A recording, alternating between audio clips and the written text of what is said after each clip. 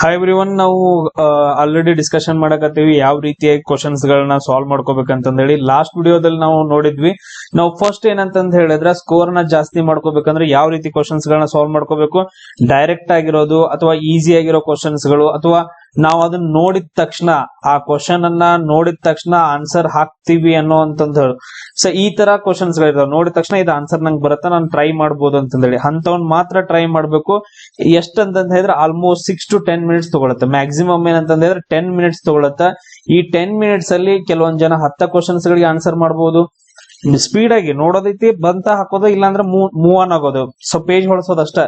So ಆ ತರ ಮಾಡಿ ಏನಂತಂದ್ ಹೇಳಿದ್ರೆ ಕೆಲವೊಂದ್ ಜನ 20 ಕ್ವಶನ್ಸ್ ಗಳನ್ನ ಮಾಡಬಹುದು, ಕೆಲವೊಂದ್ ಜನ 30 ರಿಂದ 40 ಕ್ವಶನ್ಸ್ ಗಳನ್ನ ಟಚ್ ಮಾಡಬಹುದು ಡೈರೆಕ್ಟ್ ಆಗಿ. ಅದ್ ನಿಮ್ ಕೆಪಾಸಿಟಿ ಮೇಲೆ ಬಿಡುತ್ತೆ. ಇಷ್ಟು ನೀವು ಡೈರೆಕ್ಟ್ ಈಸಿ ಆಗಿರೋದು, ಅದಾದ ನಂತರ ನೋಡಿದ ತಕ್ಷಣ ಆನ್ಸರ್ ಮಾಡುವಂತ ಕ್ವಶನ್ಸ್ ಗಳನ್ನ ಹಾಕಿದ ಮೇಲೆ ನೆಕ್ಸ್ಟ್ ಏನ್ ಮಾಡ್ಬೇಕಂದ್ರೆ second one maths reasoning questions ಗಳನ್ನ ಸಾಲ್ವ್ ಮಾಡ್ರಿ. ರೀಸನಿಂಗ್ ಕ್ವಶನ್ಸ್ ಗಳನ್ನ ಅದಾದ ನಂತರ ನೆಕ್ಸ್ಟ್ ಸೆಕೆಂಡ್ ದ್ರಲ್ಲಿ ಏನಂತಂದ್ರೆ ಮ್ಯಾಥ್ಸ್ ಕ್ವಶನ್ ಫಾರ್ಮುಲಾ ಹಾಕಿದ ತಕ್ಷಣ ಆನ್ಸರ್ ಬರುತ್ತಾ ಅನ್ನೋದು, ಡೈರೆಕ್ಟ್ ನೋಡಿದ ತಕ್ಷಣ ಓಕೆ ಇದಕ್ಕೆ ಫಾರ್ಮುಲಾ ಹಾಕಿದ ತಕ್ಷಣ ಆನ್ಸರ್ ಬರುತ್ತ ಅನ್ನೋದನ್ನ ನೀವು ಟ್ರೈ ಮಾಡ್ರಿ. ಇಲ್ಲ ಅಂತಂದ ಹೇಳಿದ್ರೆ ನೀವು ಫಾರ್ಮುಲಾ ಹಾಕಿ ಸ್ಟೆಪ್ ಬೈ ಸ್ಟೆಪ್ ಮಾಡ್ಬೇಕಂತಂದ್ರೆ ಅಂತ ಕ್ವಶನ್ಸ್ ಗಳಿಗೆ ಟಚ್ ಮಾಡಕ್ ಹೋಗ್ಬಿಟ್ರಿ, ಸೈಡ್ ಇಟ್ಬಿಟ್ರಿ ಅದನ್ನ, ಆಮೇಲೆ ಲಾಸ್ಟ್ ನೋಡಕ್ಕೆ. ಅದಾದ ನಂತರ ಥರ್ಡ್ ಬರುತ್ತೆ ಏನಂತಂದ್ ಹೇಳಿದ್ರೆ ಎಲಿಮಿನೇಷನ್ ಮೆಥಡ್. ಥರ್ಡ್ ಇಷ್ಟೆಲ್ಲ ಆದ ನಂತರ ಇಷ್ಟೆಲ್ಲ ಮಾಡಿ ನೀವ್ ಏನ್ ಮಾಡ್ಬೋದು, 30 to 40 ಕ್ವಶನ್ಸ್ ಗಳನ್ನ ಮಾಡ್ಕೋಬಹುದು. ಒಬ್ಬೊಬ್ರು 50 ತಕ ಮಾಡ್ಕೋಬಹುದು. ನೆಕ್ಸ್ಟ್ ಬರುತ್ತೆ ಎಲಿಮಿನೇಷನ್ ಮೆಥಡ್. ನಾ ಹೇಳಿದಂಗೆ ಎಲ್ಲಾ ಕಡೆ ನಾ ಹೇಳಿದಂಗೆ ಅಪ್ಲೈ ಮಾಡ್ಕೊಂತ ಹೋಗ್ರಿ. ಬಟ್ ಆದ್ರೆ ಇಲ್ಲೂ ಅಪ್ಲೈ ಮಾಡ್ರಿ, ಇಲ್ಲೂ ಎಲಿಮಿನೇಷನ್ ಮಾಡ್ರಿ, ಎಲ್ಲಾ ಕಡೆ ಎಲಿಮಿನೇಷನ್ ಅಪ್ಲೈ ಮಾಡ್ರಿ. ಎಷ್ಟ್ ಯೂಸ್ ಆಗತ್ತಲ್ಲ ಅಷ್ಟ ಮಾಡ್ರಿ. ಅದಾದ ನಂತರ ನೆಕ್ಸ್ಟ್ 100 ಕ್ವಶನ್ಸ್ ಗಳಿಗೆ ಎಲಿಮಿನೇಷನ್ ಮಾಡಕ್ ಆಗಂಗಿಲ್ಲ. ನಾ ಹೇಳ್ತೀನಿ, ಕೆಲವೊಂದ್ ಜನರಿಗೆ ಯಾವ್ದು ಅರ್ಥ ಆಗಿಲ್ಲ, ಏನೂ ಆಗಿಲ್ಲ ಅಂದ್ರೂ ಕೂಡ ಅಟ್ ಲೀಸ್ಟ್ 5 ರಿಂದ 10 ಕ್ವಶನ್ಸ್ ಆದ್ರೂ ನೀವು ಎಲಿಮಿನೇಷನ್ ಪಕ್ಕಾ ಮಾಡ್ತೀರಿ, ನಾ ಬರೆದು ಕೊಡ್ತೇನೆ. ಇನ್ ಕೆಲವು ಜನ ಏನಂತಂದ್ ಹೇಳಿದ್ರೆ 20 ರಿಂದ 30 ಕ್ವಶನ್ಸ್ ಮಾಡ್ತಾರೆ. ಇನ್ ಕೆಲವು ಜನ ಏನಂತಂದ್ ಹೇಳಿದ್ರೆ ಎವ್ರಿ ಕ್ವಶನ್ 1 ಅಥವಾ 2 ಆಪ್ಷನ್ಸ್ ಗಳನ್ನ ತೆಗೆದು ಹಾಕಿ ಆಲ್ಮೋಸ್ಟ್ ನಿಯರ್ ಆಗ್ತೀರಿ. ನಾ ಹೇಳ್ತೀನಿ, ನಿಮ್ಗೊಂದು ಫೀಲ್ ಬರುತ್ತೆ ಏನಂದ್ರೆ, ನಾನ್ ಲಾಸ್ಟ್ ಇವಾಗ 2-3 ದಿನದಿಂದ ಕಲಿತಿದ್ದೀನಿ, ಒಂದ್ 4 ದಿನದಿಂದ ಕಲಿತಾ ಇದ್ದೀನಿ, ಅದಕ್ಕೆ ಇಷ್ಟು ಬಂದೈತಿ. ಪರವಾಗಿಲ್ಲ, ಎಷ್ಟಾದ್ರೂ ಬಂದೈತಲ್ಲ, ಟ್ರೈ ಮಾಡಿದಿರಲ್ಲ, ಕ್ವಶನ್ಸ್ ಗಳು ಅರ್ಥ ಆಗ್ತಿದಾವಲ್ಲ. ಅದೇ ಈಗ ನಾವು 1 ತಿಂಗಳು ಅಥವಾ 2 ತಿಂಗಳು ಎಲ್ಲಾದ್ರೂ ಪ್ರಾಕ್ಟೀಸ್ ಮಾಡಿದ್ವಿ ಅಂತಂದ್ ಹೇಳಿದ್ರ ಬಾಳ ಅಂದ್ರೆ ಬಾಳ ಯೂಸ್ ಆಗ್ತಿತ್ತು. ನಂದು ಮಿಸ್ಟೇಕ್ ಐತಿ, ನಿಮ್ದು ಮಿಸ್ಟೇಕ್ ಐತಿ. ನಾನು ಮಾಡಿ ಹಾಕಿಲ್ಲ, ನಾನ್ ಯಾರಂತ ನಿಮಗ್ ಗೊತ್ತಿಲ್ಲ. ಅದಾದ ನಂತರ ನೀವು ಸರ್ಚ್ ಮಾಡಿಲ್ಲ, ಇಂಥದ್ ಆಗತ್ತ ಅನ್ನೋದು ಗೊತ್ತಿಲ್ಲ. ಸೊ ಇಬ್ರು ಕಡೆ ಮಿಸ್ಟೇಕ್ ಐತೆ. ಬಟ್ ನೆಕ್ಸ್ಟ್ ಬರುವಂತ ಎಕ್ಸಾಮ್ಸ್ ಗಳಲ್ಲಿ ನಾನು ಸಪೋರ್ಟ್ ಮಾಡ್ತೀನಿ. ಇವಾಗ ಎಷ್ಟ್ ಆಗತ್ತ ಅಷ್ಟು ಟ್ರೈ ಮಾಡಿ ಬರ್ರಿ, ಬಟ್ ಆದ್ರೆ ಅಟೆಂಡ್ ಮಾಡಿ ಬರಿಲ್ಲ. ಈಗ ನಾವೇನ್ ಮಾಡೋಣ ಅಂತ ಹೇಳಿದ್ರೆ ಕಂಟಿನ್ಯೂಷನ್ ಮಾಡೋಣ. ನಾವು ಆಲ್ರೆಡಿ ಡಿಸ್ಕಷನ್ ಮಾಡಕತ್ತೇವಿ. ಸೊ ಇಲ್ಲಿ ನೋಡ್ರಿ, ರೀಸನಿಂಗ್ ಕ್ವಶನ್ ಐತೆ. ಇದು ನಾನು ಹಿಂಗ್ ತೆಗೆದ್ ನೋಡುವಾಗ ಈ ತರ ಬಂತ, ಸಡನ್ ಆಗಿ ಬಂತ, ನಿಮಗೂ ಗೊತ್ತಾಗತ್ತೆ. ರೀಸನಿಂಗ್ ಸೆಕ್ಷನ್ ಇದನ್ನ ಈ ತರ ಬರ್ತಾರೆ, ಇದನ್ನ ಈ ತರ ಬರ್ತಾರೆ. ಇದನ್ನ ನೀವು ಬರಿಬಹುದಲ್ಲ. ಇಲ್ಲಿ ನೋಡ್ರಿ, LUCKY ಅಂತಂದೈತೆ. ಇದನ್ನ ಏನ್ ಬರ್ದಿದ್ದಾರೆ, ಕೆಳಗಡೆ ಬರ್ಕೋಬೇಕು. NSEIA ಅಂತಂದ್ ಹೇಳಿ ಬರ್ಕೊಂಡಿದ್ದಾರೆ. ಸೊ ಫಸ್ಟ್ ಗೆ ನಾ ಏನು ಹೇಳೋದಂತಂದ್ ಹೇಳಿದ್ರೆ, ಯಾವಾಗ್ಲೂ ಯಾವ್ದೋ ಕ್ವಶನ್ಸ್ ಗಳನ್ನ ಸಾಲ್ವ್ ಮಾಡ್ರಿ, ರೀಸನಿಂಗ್ ರಿಲೇಟೆಡ್ ಬಂದ್ರೆ ಫಸ್ಟ್ ಡೈರೆಕ್ಟ್ ಆಗಿ ಚೆಕ್ ಮಾಡ್ರಿ. ಇದು ಟ್ರಿಕ್. ಬರ್ಲಿಲ್ಲ ಅಂತಂದ್ ಹೇಳಿದ್ರೆ ಕ್ರಾಸ್ ಆಗಿ ಚೆಕ್ ಮಾಡ್ರಿ, ಈ ತರ. ಅದಾದ ನಂತರ ನೆಕ್ಸ್ಟ್ ಇನ್ನೊಂದ್ ಏನಂತಂದ್ ಹೇಳಿದ್ರೆ ಈ ರೀತಿಯಾಗಿ ಬರುತ್ತೆ, ಈ ತರ ಕ್ರಾಸ್ ಆಗಿ ಬರುತ್ತೆ. ಸೊ ಅವುಗಳನ್ನ ನೋಡ್ಕೊಳ್ರಿ ಪ್ರಾಪರ್ ಆಗಿ. ನಿಮ್ಗ ಇದನ್ನ ಆನ್ಸರ್ ಹೇಳ್ತೀನಿ ನೋಡ್ರಿ. ಇದ್ದದ್ ಎನ್ ಆಗೈತೆ. ಸೊ ABCD ಬರ್ಕೊಂಡ್ ಇಟ್ಕೋಬೇಕು ಮೊದ್ಲೇ. ABCD ಏನಂತಂದ್ ಹೇಳಿದ್ರೆ Z ವರೆಗೂ ಬರ್ದ್ ಇಟ್ಕೊಳ್ರಿ. ಇಲ್ಲಿ ನೀವು +2 ಮಾಡಿದ್ರೆ N ಬರುತ್ತೆ.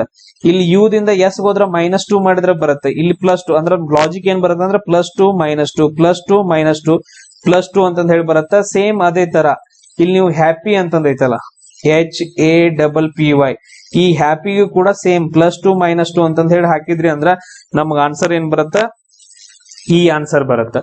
ನಿಮ್ಗೆ ಯಾರಿಗಾದ್ರೂ ಇದು ಯಾವ್ದಂತಂದ್ ಹೇಳಿದ್ರೆ ಅಲ್ಫಾಬೆಟ್ ಸಿರೀಸ್ ಆಗಿರ್ಬೋದು, ಅಲ್ಫಾಬೆಟ್ ಕೋಡಿಂಗ್ ಆಗಿರ್ಬೋದು, ಅದಾದ ನಂತರ ನಂಬರ್ ಸಿರೀಸ್ ಮೇಲೆ ನಮ್ಗೆ ಏನು ಗೊತ್ತಿಲ್ಲ, ನಮ್ಗೆ ಒಂದ್ ಸ್ವಲ್ಪನೂ ಗೊತ್ತಿಲ್ರಿ ಸರ್, ನಾವು ನೋಡ್ಬೇಕು ಅಂತಂದ್ ಹೇಳಿದ್ರೆ ನಾನು ಆಲ್ರೆಡಿ ಕ್ಲಾಸಸ್ ಅನ್ನ ಮಾಡಿದೀನಿ. SSC GD ಮಾಡಿದೀನಿ, SSC ಎಕ್ಸಾಮ್ಸ್ ಗಳಿಗೆ. ಅಲ್ಲಿ ತುಂಬಾ ಬೇಸಿಕ್ ಇಂದ ಮಾಡೀನಿ. ಬೇಕಾದ್ರೆ 1 hour ವಿಡಿಯೋಸ್ ಗಳನ್ನ ನೋಡ್ಕೊಡ್ರಿ, ನೀವು ಒಂದು 2-3 ಕ್ವಶನ್ಸ್ ಗಳನ್ನ ನೀವು ಕರೆಕ್ಟ್ ಹಾಕ್ಬಹುದು. ನೀವು ಸರ್ಚ್ ಮಾಡೋದಿದ್ರೆ ಅಂತಂದ್ ಹೇಳಿದ್ರೆ ಹೋಗ್ರಿ, ಈ ತರ ಸರ್ಚ್ ಹೋಗಿ ಮಲ್ಲಿಕಾರ್ಜುನ್ ಕಿಲ್ಲೆದಾರ್ ಅಂತ ಟೈಪ್ ಮಾಡ್ರಿ. ನಿಮ್ಗೆ ಏನಂತಂದ್ ಹೇಳಿದ್ರೆ ನಮ್ ಚಾನಲ್ ಬರುತ್ತೆ ಈ ತರ. ಇಲ್ಲಿ ನೋಡ್ರಿ, ಸೆಕೆಂಡ್ ಒನ್. ಇದಾದ ನಂತರ ನೆಕ್ಸ್ಟ್ ಇಲ್ಲಿ ಏನಂತಂದ್ ಹೇಳಿದ್ರೆ ಕೋರ್ಸಸ್ ಹೋಗ್ರಿ. ಕೋರ್ಸಸ್ ಒಳಗಡೆ ಏನಂತಂದ್ ಹೇಳಿದ್ರೆ ಬಹಳ ಅದಾವ ಕೋರ್ಸಸ್ ಗಳು. ಅದ್ರಲ್ಲಿ ಇಲ್ಲಿ ನೋಡ್ರಿ ಲಾಸ್ಟ್ ಬರುತ್ತೆ ನೋಡ್ರಿ, SSC GD ರೀಸನಿಂಗ್ ಅಂತಂದ್ ಹೇಳಿತೆ. ಇದ್ರ ಮೇಲೆ ಕ್ಲಿಕ್ ಮಾಡ್ರಿ.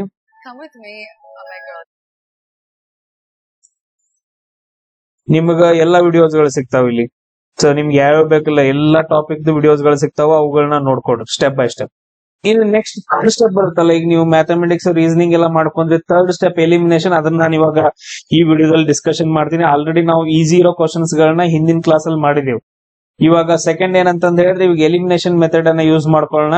ಇಲ್ಲಿ ಏನಂತಂದ ಹೇಳಿದ್ರೆ, ಕೇಂದ್ರೀಯ ಸೇವೆಗಳ ಅಧಿಕಾರಿಗಳ ನೇಮಕಾತಿ. ನೋಡ್ರಿ, ಕೇಂದ್ರೀಯ ಸೇವೆಗಳ ಅಧಿಕಾರಿಗಳ ನೇಮಕಾತಿ ಮತ್ತು ಸೇವೆಗೆ ಸಂಬಂಧಿಸಿದ ವಿವಾದಗಳು ಅಂತಂದೈತೆ. ಈಗ ನಾವು ಚೆಕ್ ಮಾಡ್ಕೋಬೇಕು ಸರ್, ಕೇಂದ್ರ ಲೋಕಸೇವಾ ಆಯೋಗ ಅಂತ ಬರುತ್ತೆ. ಕೇಂದ್ರ ಲೋಕಸೇವಾ ಆಯೋಗ ಅಂತಂದ್ರೆ UPSC ಅಲ್ಲ. UPSC ನಿಜವಾಗ್ಲೂ ಏನ್ ಮಾಡುತ್ತೆ, ಎಕ್ಸಾಮ್ ಕಂಡಕ್ಟ್ ಮಾಡುತ್ತೆ. ಅದಾದ ನಂತರ ನೆಕ್ಸ್ಟ್ ರಿಸಲ್ಟ್ ಬಿಡುತ್ತೆ ಅಷ್ಟೇ. ವಿವಾದಗಳನ್ನ ಏನಾದ್ರೂ ಸಾಲ್ವ್ ಮಾಡತ್ತೇನ್ರಿ? ಮಾಡಂಗಿಲ್ಲ. ಆಪ್ಷನ್ ಅನ್ನ ತೆಗೆದು ಹಾಕ್ರಿ. ನೆಕ್ಸ್ಟ್ ರಾಜ್ಯ ಅಂತ ಕೊಟ್ಟಿದಾನ. ಇಲ್ಲಿ ನೋಡ್ರೋ, ಇಲ್ಲಿ ಕೇಂದ್ರದ ಬಗ್ಗೆ ಕೊಟ್ಟಿದಾನ, ಇಲ್ಲಿ ರಾಜ್ಯದ ಬಗ್ಗೆ ಕೊಟ್ಟಿದಾನ. ಕೇಂದ್ರದ ಬಗ್ಗೆ ಕೊಟ್ಟು ಏನಾದ್ರೂ ಆಪ್ಷನ್ ಒಳಗಡೆ ರಾಜ್ಯ ಅಂತ ಇತ್ತಂತ ಹೇಳಿದ್ರೆ ಮೊದಲು 100% ತೆಗೆದು ಹಾಕ್ರಿ, ಸಂಬಂಧನೇ ಇಲ್ಲ. ಅದಾದಂದ್ರೆ ಇಲ್ಲಿ ವಿವಾದಗಳು ಅಂತಂದಿದಾವ, ಪ್ರಾಬ್ಲಮ್ಸ್ ಇದಾವ. ಇಲ್ಲಿ ನೋಡಿದ್ರೆ ಸೆಕ್ಯೂರಿಟಿ ಅಂತಂದೈತೆ. ಸೆಕ್ಯೂರಿಟಿ ಬೇಕಾಗಿತ್ತು ನನಗೆ. ಸೆಕ್ಯೂರಿಟಿ ಬೇಕಾಗಿರೋದೇನು, ಎಲ್ಲಿ ನಾ ಮೋಸ ಹೋಗ್ತೀನಿ, ಎಲ್ಲಿ ದುಡ್ಡು ಹೋಗುತ್ತ, ಎಲ್ಲಿ ಫ್ರಾಡ್ ಆಗತ್ತ ಅಂತದ್ರಲ್ಲಿ. ಇಲ್ಲಿ ಏನೈತಿ, ಸೇವೆಗೆ ವಿವಾದಗಳು ಅಂತಂದ ಹೇಳಿದ್ರೆ ಇದು ಗವರ್ಮೆಂಟ್ ಪ್ರಾಬ್ಲಮ್ಸ್ ಗಳು ಅವೆಲ್ಲ. ಅದರಲ್ಲಿ ಸೆಕ್ಯೂರಿಟಿ ಬೇಕಾಗಿಲ್ಲ. ಈ ಆಪ್ಷನ್ ಅನ್ನು ತೆಗೆದಾಕದೆ ನನಗೆ ಉಳಿದಿರೋ ಒಂದೇ ಒಂದು ಆಪ್ಷನ್ ಕೇಂದ್ರೀಯ ಆಡಳಿತಾತ್ಮಕ ನ್ಯಾಯ ಮಂಡಳಿ ಅಂತಂದೇಳಿ. ಅದು ನಮ್ದು ಇಲ್ಲಿ ಕರೆಕ್ಟ್ ಆಗಿರೋ ಆಪ್ಷನ್ ಆಗತ್ತೆ. ಕೇಂದ್ರ ಆಡಳಿತ ನ್ಯಾಯಾಧೀಕರಣ ಅಂತಂದ ಹೇಳಿ ಬರುತ್ತೆ. ಅದನ್ನ 1985ರಲ್ಲಿ ಸ್ಥಾಪನೆ ಮಾಡಿದಾರ. Point clear? ನೋಡ್ರಿ, ಲಾಸ್ಟ್ ಕ್ಲಾಸ್ ಅಲ್ಲಿ ನಾವು ಉಳಿದೆಲ್ಲ ಮಾಡಿದ್ವಿ. ಯಾಕಂತಂದ ಹೇಳಿದ್ರೆ ಒಂದೇದಾದ ನಂತರ 2, 3, 4, 5 ಅವು ಈಸಿ ಇದ್ದುರಿ. ನಾವು ಡೈರೆಕ್ಟ್ ಆಗಿ ಮಾಡಿದ್ವಿ. First easy ಇದ್ದದ್ ಮಾಡ್ಕೊಂಡಿದ್ವಲ್ರಿ. ಅದ್ರೊಳಗಡೆ ಈಗ 6ನೇದು ಒಂದು ಉಳಿಸಿದ್ದು ನೋಡ್ರಿ. 6ನೇದು ಏನಂತಂದ್ರೆ ನಮ್ಗೆ ಗೊತ್ತಿಲ್ಲ ಆಗಿದ್ರಿ, ಕನ್ಫ್ಯೂಸ್ ಆಗತ್ತಿತ್ತು. ಈಗ ನಾವ್ ಏನ್ ಚೆಕ್ ಮಾಡ್ಕೋಬೇಕಾಗಿರೋದು ಏನ್ ನೋಡ್ರಿ, ಇದು ಅನುಸೂಚಿತ ಬುಡಕಟ್ಟು ಜನಾಂಗಗಳದ್ದು ಅಂದ್ರೆ ST ಅವರಿಗೆ. ST ಅಂತಂದೈತೆ, ಅದ್ರದ್ದು ರಾಷ್ಟ್ರೀಯ ಆಯೋಗಕ್ಕೆ ಸಂಬಂಧಿಸಿದ್ದು. ಸೊ ಶೆಡ್ಯೂಲ್ಡ್ ಟ್ರೈಬ್ ಏನಿರುತ್ತಲ್ಲ ಅವ್ರದ್ದು ರಾಷ್ಟ್ರೀಯ ಆಯೋಗಕ್ಕೆ ಸಂಬಂಧಿಸಿದ್ದು. ಅದಾದ ನಂತರ ಅದನ್ನ ಹೇಳಿಕೆ ನೋಡ್ಕೊಂಡು ನಾವ್ ಇವಾಗ ಏನ್ ಮಾಡ್ಕೋಬೇಕು, ಆನ್ಸರ್ಸ್ ಗಳನ್ನ ಹಾಕ್ಬೇಕು. ಈಗ ನೋಡ್ರಿ, ಈ ಆಪ್ಷನ್ ಅಲ್ಲಿ A ಐತಿ, ಈ ಆಪ್ಷನ್ ಒಳಗಡೆ A ಐತಿ, ಈ ಆಪ್ಷನ್ ಒಳಗಡೆ A ಐತೆ. A ಏನಂತಂದ ಹೇಳಿದ್ರೆ ಆಲ್ಮೋಸ್ಟ್ 75% ಕರೆಕ್ಟ್ ಐತೆ. A ಏನೈತಂದ್ರ ಆಲ್ಮೋಸ್ಟ್ 75% ಕರೆಕ್ಟ್ ಐತೆ ಸರ್. ಅದಾದ ನಂತರ B ನೋಡ್ರಿ, ಅದು ಕೂಡ ಏನಂತಂದ ಹೇಳಿದ್ರೆ ಸರ್ ಅದು 75% ಐತ್ರಿ. ನೆಕ್ಸ್ಟ್ ನೋಡ್ರಿ ನೋಡ್ರಿ, D ಕೂಡ 75% ಐತ್ರಿ. ಮತ್ತೆ ಇನ್ ಯಾವ್ದು ಕಮ್ಮಿ ಉಳಿತು? ಎಲ್ಲಾನು 75% ಇದಾವ. ಏನು ಮಾಡಕ್ ಬರಂಗಿಲ್ಲ ಇಲ್ಲಿ. ಅಂದ್ರೆ ನಾವು ಸುಮ್ ಇರ್ಬೇಕು. ಇವಾಗ ಎಲ್ಲಾನು ಚೆಕ್ ಮಾಡ್ಕೋಬೇಕು. ಈಗ ನೋಡ್ರಿ, ಚೆಕ್ ಮಾಡ್ಕೊಡ್ರಿ. ಈಗ ನಾನ್ ನೋಡ್ತೀನಿ 338A ವಿಧಿ ಆಯೋಗದ ಸ್ಥಾಪನೆಗೆ ಅವಕಾಶ ಕೊಡುತ್ತೆ ಅಂತಂದೇಳಿ ನೀವು ಓದಿರ್ತೀರಿ. ಬಟ್ ಅದನ್ನು ಹೇಳ್ತೀನಿ, ಪರ್ಟಿಕ್ಯುಲರ್ ಆಗಿ ಕೊಟ್ಟಿದ್ದಾನ. 338A 338B ಹಿಂಗ್ ಪರ್ಟಿಕ್ಯುಲರ್ ಕೊಟ್ಟಿದ್ದಾನ ಸರ್. ಮೇ ಬಿ ಚಾನ್ಸಸ್ ಐತ್ರಿ ಸರಿ ಆಗೋದ್ರಿ. ಆಮೇಲೆ A ಎಲ್ಲ ಕಡೆ ಇರೋದ್ರಿಂದ ಇದೊಂದು ಸಾಂವಿಧಾನಿಕ ಸಂಸ್ಥೆ ರೀ. ST ಆಯೋಗ ಇವೆಲ್ಲ ಸಾಂವಿಧಾನಿಕ ಸಂಸ್ಥೆಗಳಂತ ಗೊತ್ತೈತ್ರಿ, ಹಾಕಿದ್ರಿ. ಅದಾದ ನಂತರ ಇದನ್ನ ನೋಡ್ರಿ, ಭಾರತದ ರಾಷ್ಟ್ರಪತಿಗಳು ಆಯೋಗದ ಅಧ್ಯಕ್ಷರಾಗಿರ್ತಾರ. ನಾನ್ ನಿಮ್ಗೆ ಹೇಳಿದಾನ ಆವಾಗ್ಲೇ, ರಾಷ್ಟ್ರಪತಿ ಕೆಲಸ ಏನ ಒಂದು ನೇಮಕ ಮಾಡೋದಷ್ಟ. ರಾಷ್ಟ್ರಪತಿ ಕೆಲಸ ಏನ ಯಾವ್ಯಾವ ಆಯೋಗಗಳು ಏನೇನ್ ಕಮಿಷನ್ ಬರ್ತಾವಲ್ಲ ಅದಕ್ಕೆಲ್ಲರನ್ನು ಅಧ್ಯಕ್ಷರನ್ನ, ಅಧ್ಯಕ್ಷರನ್ನ, ಉಪಾಧ್ಯಕ್ಷರನ್ನ, ಸದಸ್ಯರನ್ನ ನೇಮಕ ಮಾಡೋ ಕೆಲಸ ಯಾರ್ದು? ರಾಷ್ಟ್ರಪತಿದ ಅಷ್ಟ. ಅವನ್ ಅಧ್ಯಕ್ಷರಾಗಿರಲ್ಲ, ಎಲ್ಲಿ ಅಧ್ಯಕ್ಷರಾಗಿರಂಗಿಲ್ಲ. ನಾನು ಆಗ್ಲೇ ಹೇಳಿದ್ದು. ಸೊ ಆಪ್ಷನ್ D ಅನ್ನ ತೆಗೆದು ಹಾಕ್ಬೇಕು. ಇನ್ನೇನು ಆಪ್ಷನ್ D ತೆಗೆದು ಹಾಕಿದ್ರ ಎಲ್ಲ ಕಡೆ ಹೋದ್ವು, ಒಂದೇ ಒಂದು ಉಳಿತು. ಇಲ್ಲಿ ಒಂದು ಸೆಂಟೆನ್ಸ್ ನಮ್ಗೆ ಸಾಕು. ರಾಷ್ಟ್ರಪತಿ ಯಾವಾಗೂ ಅಧ್ಯಕ್ಷರಾಗಿರಂಗಿಲ್ಲ, ಅವರು ದೇಶದ ಅಧ್ಯಕ್ಷರು, ಆಯೋಗಕ್ಕೆಲ್ಲ ಅಧ್ಯಕ್ಷ ಆಗಂಗಿಲ್ಲ ಅವ್ರು. ಆಮೇಲೆ ನೆಕ್ಸ್ಟ್ ರಾಷ್ಟ್ರಪತಿ ಬಗ್ಗೆ ಆಯ್ತು ಸರ್. ನಾನ್ ನಿಮ್ಗೆ ಇನ್ನೊಂದು ಹಿಂದೆ ಹೇಳ್ಕೊಟ್ಟಿದ್ದೇನೆ, ಪಾರ್ಲಿಮೆಂಟ್ ಬಗ್ಗೆ. ಪಾರ್ಲಿಮೆಂಟ್ ಏನ್ ಮಾಡುತ್ತೆ? ತಿದ್ದುಪಡಿ ಮಾಡೋದು, ಅಪ್ಡೇಟ್ ಮಾಡೋದು, ಡಿಲೀಟ್ ಮಾಡೋದು, ತೆಗೆದು ಹಾಕೋದು, ಏನೇನ್ ಬಂತು ಪ್ರೊಸೆಸ್ಗಳು ಅದನ್ನೆಲ್ಲ ಮಾಡೋದು ಯಾವ್ದಂತಂದ್ರೆ ಪಾರ್ಲಿಮೆಂಟ್. ರಾಜ್ಯಕ್ಕೆ ಸಂಬಂಧಪಟ್ಟಿದ್ದು, ವಿಧಾನಸಭೆ, ವಿಧಾನ ಪರಿಷತ್ಗೆ, ಗಡಿ ಭಾಗಗಳು ಎಲ್ಲ ಯಾವ್ದಕ್ಕೆ ಸಂಬಂಧಪಡುತ್ತೆ ಅಂತಂದ್ರೆ ಅದ್ರ ಪಾರ್ಲಿಮೆಂಟ್ ಗೆ ಸಂಬಂಧಪಡುತ್ತೆ. ಆಮೇಲೆ ಬಿಲ್ಗಳು, ಮನಿ ಬಿಲ್ಲು, ಆ ಬಿಲ್ಲು, ಈ ಬಿಲ್ಲು ಎಲ್ಲ ಅದಕ್ಕೆ ಪಾರ್ಲಿಮೆಂಟ್, ರಾಷ್ಟ್ರಪತಿ, ಈ ತರ ಥಿಂಕ್ ಮಾಡಿ. ಇದ್ರಿಂದ ನೆಕ್ಸ್ಟ್ ನಾವು ಯಾವ್ದು ಉಳಿಸಿದ್ವಿ ಸರ? 8ನೇದು ಉಳಿಸೋ ನೋಡ್ರಿ. ಹೊಸ ಅಖಿಲ ಭಾರತ ಸೇವೆಯನ್ನ ಹೇಗೆ ಸೃಜಿಸಬಹುದು? ಒಂದು ಹೊಸದಾಗಿ ಅಖಿಲ ಭಾರತ ಸೇವೆಯನ್ನ ಚೆಕ್ ಮಾಡ್ರಿ. ಅಖಿಲ ಭಾರತ ಸೇವೆ ಅಂತಂದ ಹೇಳಿದ್ರೆ ಏನೈತೆ ಇಂಗ್ಲಿಷ್ನ್ಯಾಗ? ಆಲ್ ಇಂಡಿಯಾ ಸರ್ವಿಸ್ ಅಂತಂದೈತೆ. All India service. ಇಲ್ಲಿ ನೋಡ್ರಿ, ಆಲ್ ಇಂಡಿಯಾ ಹೊಸ ಅಖಿಲ ಭಾರತ ಸೇವೆಯನ್ನ ಹೆಂಗ್ ಸ್ಟಾರ್ಟ್ ಮಾಡಬಹುದು ಅಂತಂದ ಹೇಳಿದ್ರೆ, ಈಗ ನಾನು ಚೆಕ್ ಮಾಡ್ತೀನಿ. ಇವಾಗ ಹೆಂಗಂತಂದ ಹೇಳಿದ್ರೆ ಸರ್, UPSC ಆದೇಶದ ಮೇರೆಗೆ ಸರ್ UPSC ಆದೇಶ ಎದಕ್ ಬರ್ತೈತ್ರಿ? ಇದು ಜಸ್ಟ್ IAS IPS ಅವ್ರಿಗೆ ಎಕ್ಸಾಮ್ ನಡೆಸೋದಷ್ಟ. ಈ ಆಪ್ಷನ್ ನಾನು ತೆಗೆದು ಹಾಕ್ರೆ ಎಲ್ರಿಗೂ ಅಟ್ ಲೀಸ್ಟ್ ಒಂದಾದ್ರೂ ಆಪ್ಷನ್ ತೆಗಿಯಕ್ ಬರುತ್ತೆ. 100% ಹೇಳ್ತಿದೀನಿ, 100 ಕ್ವಶನ್ಸ್ ಗಳಲ್ಲಿ ನೀವು ಅಟ್ ಲೀಸ್ಟ್ ಒಂದು ಕ್ವಶನ್ ಆದ್ರೂ ತೆಗೆದು ಹಾಕ್ತಿರಿ ಎಲಿಮಿನೇಟ್. ಇದನ್ನ ಟ್ರೈ ಮಾಡ್ರಿ ಈ ಎಕ್ಸಾಮ್ ದಾಗ.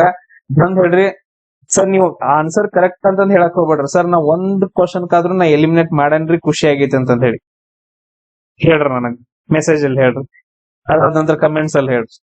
ನೋಡ್ರಿ ಸರ್ ರಾಷ್ಟ್ರಪತಿ ಆದೇಶದ ಮೇರೆಗೆ ರಾಷ್ಟ್ರಪತಿ ಯಾಕೆ ಬರ್ತಾ ಇಲ್ಲಿ? ನಮ್ಮನ್ನ ಹೇಳಿದ ನಿಮ್ಗೆ ಆಲ್ರೆಡಿ ಸಿಂಪಲ್ ಆಗಿ ಏನ್ ಹೇಳಿದನ್, ರಾಷ್ಟ್ರಪತಿ ನೇಮಕ ಅಷ್ಟ ಮಾಡವ. ಆಲ್ರೆಡಿ ಸಂಸ್ಥೆ ಐತಿ, ಆರ್ಗನೈಸೇಷನ್ ಐತಿ, ಏನ್ ಐತ್ಲ ಅದ್ರ ನಿರ್ಮಾಣ ತಿದ್ದುಪಡಿ ಮಾಡೋದ ತೆಗೆದು ಹಾಕೋದ ಅದೆಲ್ಲ ಯಾರ್ದ ಕೆಲಸ ಅಂತಂದ ಹೇಳಿದ್ರ ಸಂಸತ್ತಿನ ಕೆಲಸ ಅಂತಂದ್ ಹೇಳ್ತೀವಿ. ಸಂಸತ್ತಿನ ಕೆಲಸ. ಓಕೆ, ಅದ್ರಲ್ಲಿ ಅಧ್ಯಕ್ಷರನ್ನ, ಸಭಾಧ್ಯಕ್ಷರನ್ನ, ಸದಸ್ಯರನ್ನ ನೇಮಕ ಯಾರು? ರಾಷ್ಟ್ರಪತಿದು. ಇಲ್ಲಿ ಏನ್ ಕೇಳಿದನ? ಹೊಸ ಅಖಿಲ ಭಾರತ ಸೇವೆ ಅಂತ ಕೇಳಿದನ. ರಾಷ್ಟ್ರಪತಿನೂ ಬರಂಗಿಲ್ಲ ಸರ್, ಎರಡು ತೆಗೆದು ಹಾಕಿದ್ರಿ. ಇನ್ ಇಲ್ಲಿ ನೋಡ್ರಿ, ಇಲ್ಲಿ ರಾಜ್ಯಸಭೆ ಐತಿ ಅಂತ ಇಲ್ಲಿ ಸಂಸತ್ ಐತ್ರಿ. ಇಲ್ಲಿ ರಾಜ್ಯಸಭೆ ಇರ್ಲಿಲ್ಲ, ಸಂಸತ್ ಇತ್ತು ಅಂತಂದ್ ಹೇಳಿದ್ರೆ 100% ನಾ ಎರಡ್ ಕರೆಕ್ಟ್ ಹಾಕ್ತಿದ್ದೀನ್ರಿ. ಬಟ್ ಆದ್ರೆ ಇಲ್ರಿ ಸಂಸತ್ ಅಂದ್ರೆ ಏನ್ರಿ? ಸಂಸತ್ ಅಂತಂದ್ ಹೇಳಿದ್ರೆ ಅದ್ರಲ್ಲಿ ಲೋಕಸಭಾ ಬರತ್ರಿ, ರಾಜ್ಯಸಭಾ ಬರತ್ರಿ, ಪ್ರೆಸಿಡೆಂಟ್ ಬರ್ತಾರಿ. ಇಲ್ಲಿ ರಾಜ್ಯಸಭೆ ಅಂತಂದ್ ಹೇಳಿ ಇನ್ನೊಂದು ವರ್ಡ್ ಅನ್ನ ಪರ್ಟಿಕ್ಯುಲರ್ ಆಗಿ ಕೊಟ್ಟಿದಾನ್ರಿ. ಪರ್ಟಿಕ್ಯುಲರ್ ಆಗಿ ಕೊಟ್ಟಿದ ಅಂತಂದ್ ಹೇಳಿದ್ರೆ ಈಗ ನೋಡ್ರಿ ಯಾರೋ ಒಂದನ್ನ ಕರೆಕ್ಟ್ ಹಾಕ್ಬೇಕು. ಈಗ ಪರ್ಟಿಕ್ಯುಲರ್ ಆಗಿ ಮತ್ ರಾಜ್ಯಸಭೆ ಅಂತಂದ್ ಹೇಳಿ ಹಿಂಗ್ ಕೊಟ್ಟಿದ ಅಂತಂದ್ ಹೇಳಿದ್ರೆ ಮೇ ಬಿ ಇದು ಕರೆಕ್ಟ್ ಇರ್ಬೋದು. ಅಂದ್ರೆ ಎರಡ್ ಸಲ ಎಲಿಮಿನೇಟ್ ಮಾಡಿದ್ವಿ. ನಾ ಇಲ್ಲಿವರೆಗೂ ಹೇಳ್ಬೋದು ಅಷ್ಟ. ಇನ್ ಈ ಎರಡರಲ್ಲಿ ನೀವು ಥಿಂಕ್ ಮಾಡ್ಬೇಕು. ಇಲ್ಲಿ ಸಂಸತ್ ಕೊಟ್ಟಿದಾನ, ಜನರಲ್ ಆಗಿ ಕೊಟ್ಟಿದ, ಜನರಲ್ ಆಗಿ ಇದನ್ನ ಸ್ಪೆಸಿಫಿಕ್ ಆಗಿ ಕೊಟ್ಟಿದಾನ. ನನಗೆ ಈ ತರ ಥಿಂಕ್ ಮಾಡಿ ಅಂತಂದ್ರೆ ನಾ ಸ್ಪೆಸಿಫಿಕ್ ಆಗಿರೋದು ಕರೆಕ್ಟ್ ಅಂತಂದ್ ಹಾಕ್ತೇನೆ 100%. ಇವೆರಡೂನು ತಗೊಂಡಾಗ ಸರ್ ಅದ್ ಹೆಂಗ್ರಿ? ಅದ್ ಹೆಂಗಂದ್ರ ಹೆಂಗ್ ಹೇಳ್ಬೇಕು ಹೇಳಿ, ನಾನೀಗ ಕೇಳಿಸ್ಕೊಳಕ್ ರೆಡಿ ಇದಾರಲ್ಲ. ಈಗ ಸಂಸತ್, ಈ ಸಂಸತ್ ಒಳಗಡೆ ಪ್ರೆಸಿಡೆಂಟ್ ಅದಾರ, ಲೋಕಸಭೆ ಅದಾರ, ರಾಜ್ಯಸಭೆ ಅದಾರ. ಈಗ ನಾನು ಸಂಸತ್ತಿನ ಬಗ್ಗೆ ಮಾತಾಡಕತ್ತೇನ ಅಂತಂದ್ ಹೇಳಿ ಅದನ್ನ ಜನರಲ್ ಆಗಿ ಮಾತಾಡಕತ್ತೇನೆ ಅಂತಂದ್ ಅರ್ಥ. ಈಗ ನಾನು ಲೋಕಸಭೆ ಮಾತಾಡಕತ್ತೇನೆ ಅಂತಂದ್ ಹೇಳಿದ್ರೆ ಸ್ಪೆಸಿಫಿಕ್ ಆಗಿ ಮಾತಾಡಕತ್ತೇನೆ. ರಾಜ್ಯಸಭೆ ಮಾತಾಡಕತ್ತಂದ್ರ ಸ್ಪೆಸಿಫಿಕ್ ಆಗಿ. ಓನ್ಲಿ ಪ್ರೆಸಿಡೆಂಟ್ ಬಗ್ಗೆ ಮಾತಾಡತ್ತೇನೆ ಅಂದ್ರೆ ಅದು ಸ್ಪೆಸಿಫಿಕ್ ಆಗಿ. ಬಟ್ ಸಂಸತ್ ಬಗ್ಗೆ ಮಾತಾಡತ್ತೀನಿ ಅಂದ್ರೆ ಅದು ಜನರಲ್ ಆಗಿ. ಜನರಲ್ ಅದ್ರೊಳಗಡೆ ಹಲವಾರು ಸ್ಪೆಸಿಫಿಕ್ ಗಳು ಬರ್ತಾವ. ಆ ತರ ಥಿಂಕ್ ಮಾಡ್ರಿ. ಅಂದ್ರೆ ನಾ ಈ ಜನರಲ್ ಸ್ಟೇಟ್ಮೆಂಟ್ ಸ್ಪೆಸಿಫಿಕ್ ಅಂತ ಬಂದಾಗ ನಾನು 100% ಸ್ಪೆಸಿಫಿಕ್ ಅಂತ ಹೇಳಿ ಕರೆಕ್ಟ್ ಆಗಿ ಆನ್ಸರ್ ಹಾಕ್ತೀನಿ. ವಾ, ಟ್ರೈ ಮಾಡ್ಬೋದಾ?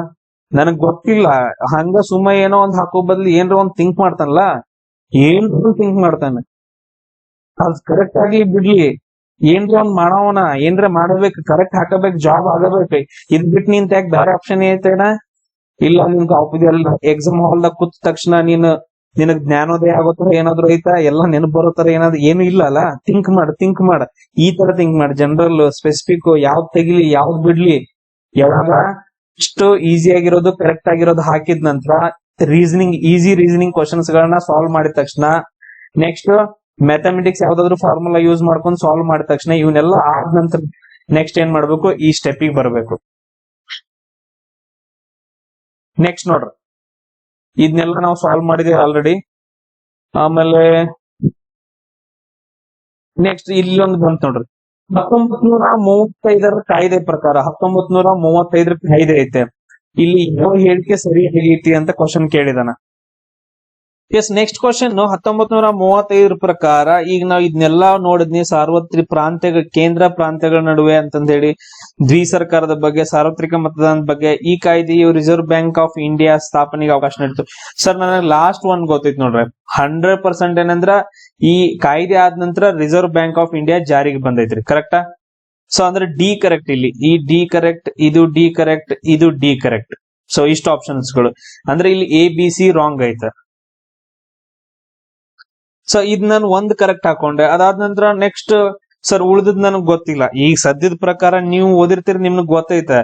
ಆಸ್ ಅ ನಿಮ್ ತರ ನಾನ್ ಥಿಂಕ್ ಮಾಡಿದ್ರೆ ನನ್ಗೆ ಉಳಿದದ್ ಗೊತ್ತಿಲ್ಲ. ಇದನ್ನ ನಾನು ಇಷ್ಟಿಗೆ ಏನಂತಂದ್ರೆ ಸ್ಟಾಪ್ ಮಾಡ್ತೀನಿ. ನಾನು ಜಾಸ್ತಿ ಇದು ಮಾಡಕ್ ಹೋಗಂಗಿಲ್ಲ. ಆಮೇಲೆ ಇನ್ನೊಂದ್ ಏನಂತಂದ್ರೆ ನಾನು ಹೇಳ್ಬೋದ್ರಿ, ಸರ್ ಸಾರ್ವತ್ರಿಕ ಮತದಾನ ಹಕ್ಕನ್ನ ಪರಿಚಯಿಸ್ತು ಅಂತಂದೇಳಿ. ಮತದಾನದ ಹಕ್ಕನ್ನ ಪರಿಚಯಿಸೋದು ಇಲ್ಲಿ ಮಾಡಿಲ್ಲ. ಈಗ ನೀವು ನೋಡಿರ್ಬೋದು, 1909 ಕಾಯ್ದೆ ಒಳಗಡೆ ಪ್ರತ್ಯಕ್ಷವಾಗಿ ಏನಂತಂದ್ ಹೇಳಿದ್ರೆ ಮತಕ್ಷೇತ್ರವನ್ನ ಮಾಡಬೇಕು. ಅದಕ್ಕೆ ಕಮ್ಯುನಲಿಸಂ, ಫಾದರ್ ಆಫ್ ಕಮ್ಯುನಲಿಸಂ ಅಂತಂದ್ ಹೇಳ್ತೀವಿ. ಮಿಂಟೋ ಮಾರ್ಲೆ ಆಕ್ಟ್ ಬರುತ್ತಾ, ಅದ್ರೊಳಗೆ ಸೇರ್ಸಿರ್ತಾರ. ಈ ಸಿ ಅನ್ನು ಕೂಡ ನಾವು ತೆಗೆದಾಕ್ತಿವಿ. ಅವಾಗ ನಮಗೆ ಸಿ ಅನ್ನ ತೆಗೆದು ಹಾಕಿದ್ವಿ ಅಂತಂದ್ ಹೇಳಿದ್ರೆ ನನಗೆ ಇವೆರಡು ಹೋದು. ಜಸ್ಟ್ ಒಂದ ಉಳಿಯುತ್ತ ABD ಅಂತಂದೇಳಿ.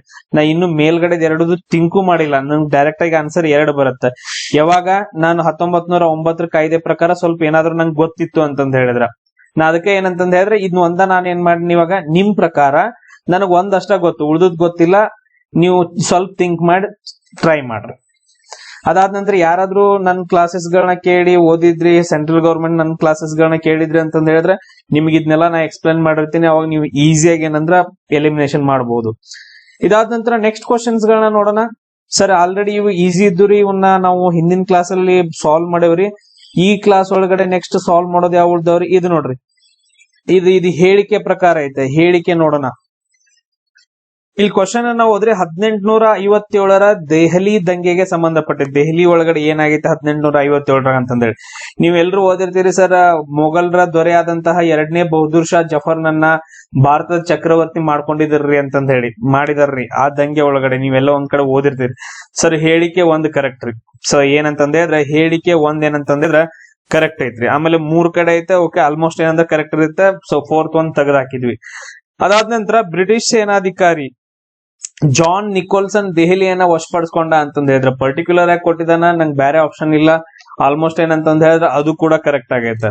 ಎಸ್, ಬ್ರಿಟಿಷ್ ಸೇನಾಧಿಕಾರಿ ಜಾನ್ ನಿಕೋಲ್ಸನ್ ಅಂತಂದೇಳಿ ಇವಾಗ ನೆನ್ಪಿಟ್ಕೊಡ್ರಿ. ಜಾನ್ ನಿಕೋಲ್ಸನ್ ಅಂತಂದ ಹೇಳಿ ವ್ಯಕ್ತಿ ಅವನ್ ಏನ್ ಮಾಡ್ತಾನಂದ್ರೆ ದೆಹಲಿಯನ್ನ ವಶಪಡಿಸ್ಕೊಳ್ತಾನ ಒಂದೊಂದ್ ಸ್ವಲ್ಪ ದಂಗೆ ಆದ ನಂತರ.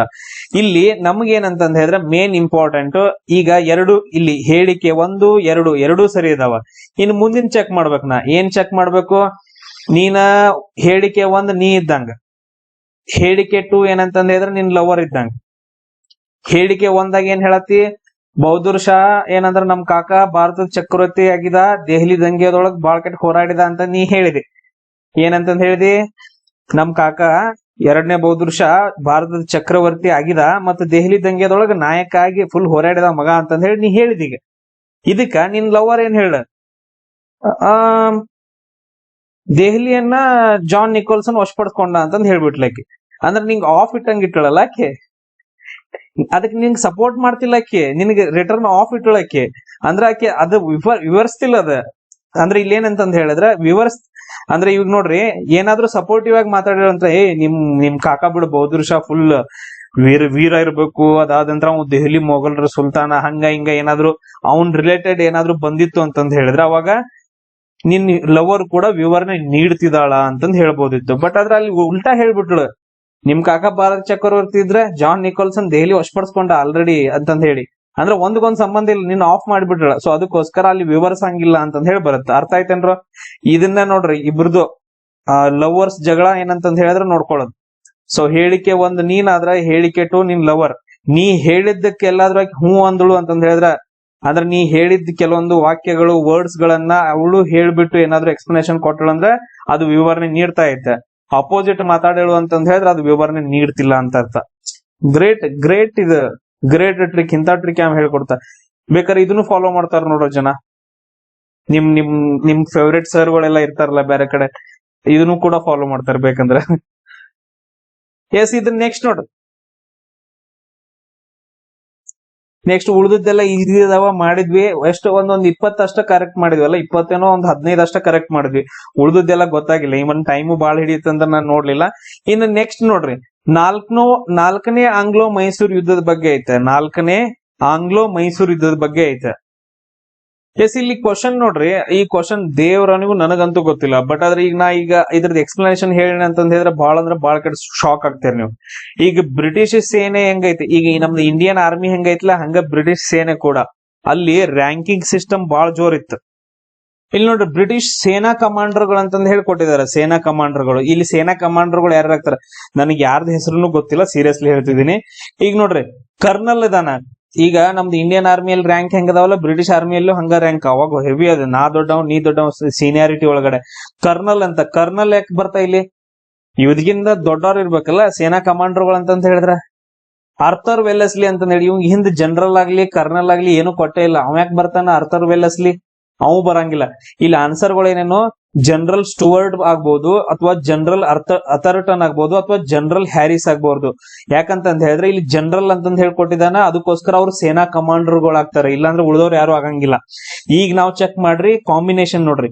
ಒಂದು ಎಇ ಕಾಂಬಿನೇಷನ್ ಐತೆ.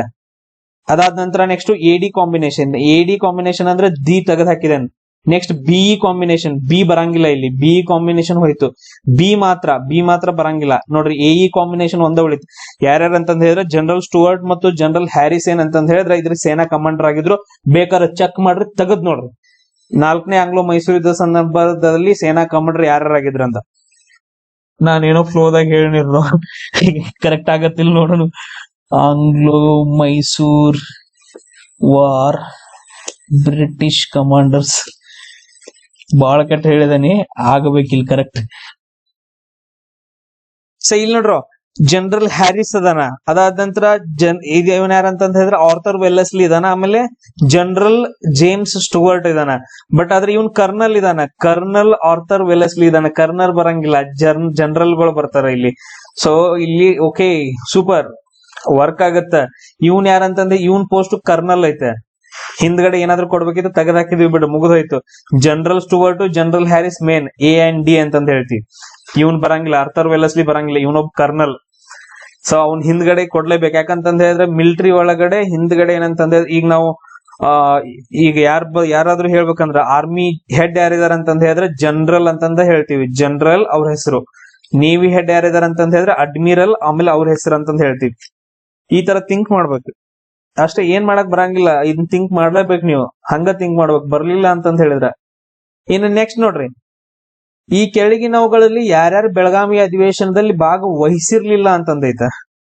ಈ ಕ್ವಶನ್ ನೋಡ್ರಿ, ಈ ಕ್ವಶನ್ ಒಳಗಡೆ ಯಾರು ಅಟೆಂಡ್ ಆಗಿಲ್ಲ ಅಂತಂದೈತ. ಈಗ ಚೆಕ್ ಮಾಡೋಣ ಆಪ್ಷನ್ಸ್ ಒಳಗಡೆ. ಬಿ ಐತಿ, ಬಿ ಐತಿ, ಬಿ ಐತ್ರಿ, ಬಿ ಐತ್ರಿ. ಅಂದ್ರ ಆಲ್ಮೋಸ್ಟ್ ಏನಂತಂದ ಹೇಳಿದ್ರೆ ಬಿ ಬಾಲ್ ಗಂಗಾಧರ್ ತಿಲಕರು. ನಾವ್ ಹೇಳ್ತೀವಿ ಸರ್ ಬಾಲ್ ಗಂಗಾಧರ್ ತಿಲಕರ್ಗಿರೆ ಮತ್ತ ಮಹಾತ್ಮ ಗಾಂಧೀಜಿಗ್ರೆ ಅಜಗಜಾಂತರ ವ್ಯತ್ಯಾಸ ರೀ. ಅವ್ರಿಬ್ರು ಏನಂತಂದ ಹೇಳಿದ್ರೆ ಒಬ್ರಿಗಂದ್ರ ಒಬ್ರಿಗೆ ಆಗಿ ಬರ್ತಿರ್ಲಿಲ್ರಿ. ಬಾಲ್ ಗಂಗಾಧರ್ ತೀವ್ರಗಾಮಿಗಳ್ರಿ, ಅವ್ರೆಲ್ಲ ಏನಂತಂದ ಹೇಳಿದ್ರೆ ಹೊಡಿಬೇಡಿರಿ. ಇವ್ ನಮ್ಮ ಸೂಪರ್ ಮ್ಯಾನ್ ಏನಂತಂದ ಹೇಳಿದ್ರ ಮಹಾತ್ಮ ಗಾಂಧೀಜಿ ಅವ್ರ ಪೀಸ್ಫುಲ್, ಅಹಿಂಸಾ, ಬಡಿಬೇಡ್ರು, ಹೋರಾಡ್ಬೇಡ್ರು, ಕಲ್ಲೊಗಿಬೇಡ್ರು, ನಾದೇನಿ ಅಂತಂದ ಹೇಳಿ ಹಿಂಗ ಅವ್ರ ಮಹಾತ್ಮ ಗಾಂಧೀಜಿ ಅವ್ರು. ಬಾಲ್ ಗಂಗಾಧರ್ ಹಂಗಲ್ಲ, ಬಾ ನಿಮ್ಮವನ್ ಅಂತಂದ ಹೇಳ್ಬಿಟ್ಟು ಕಲ್ಲೊಗಿತಿದ್ರ ಅವ್ರು.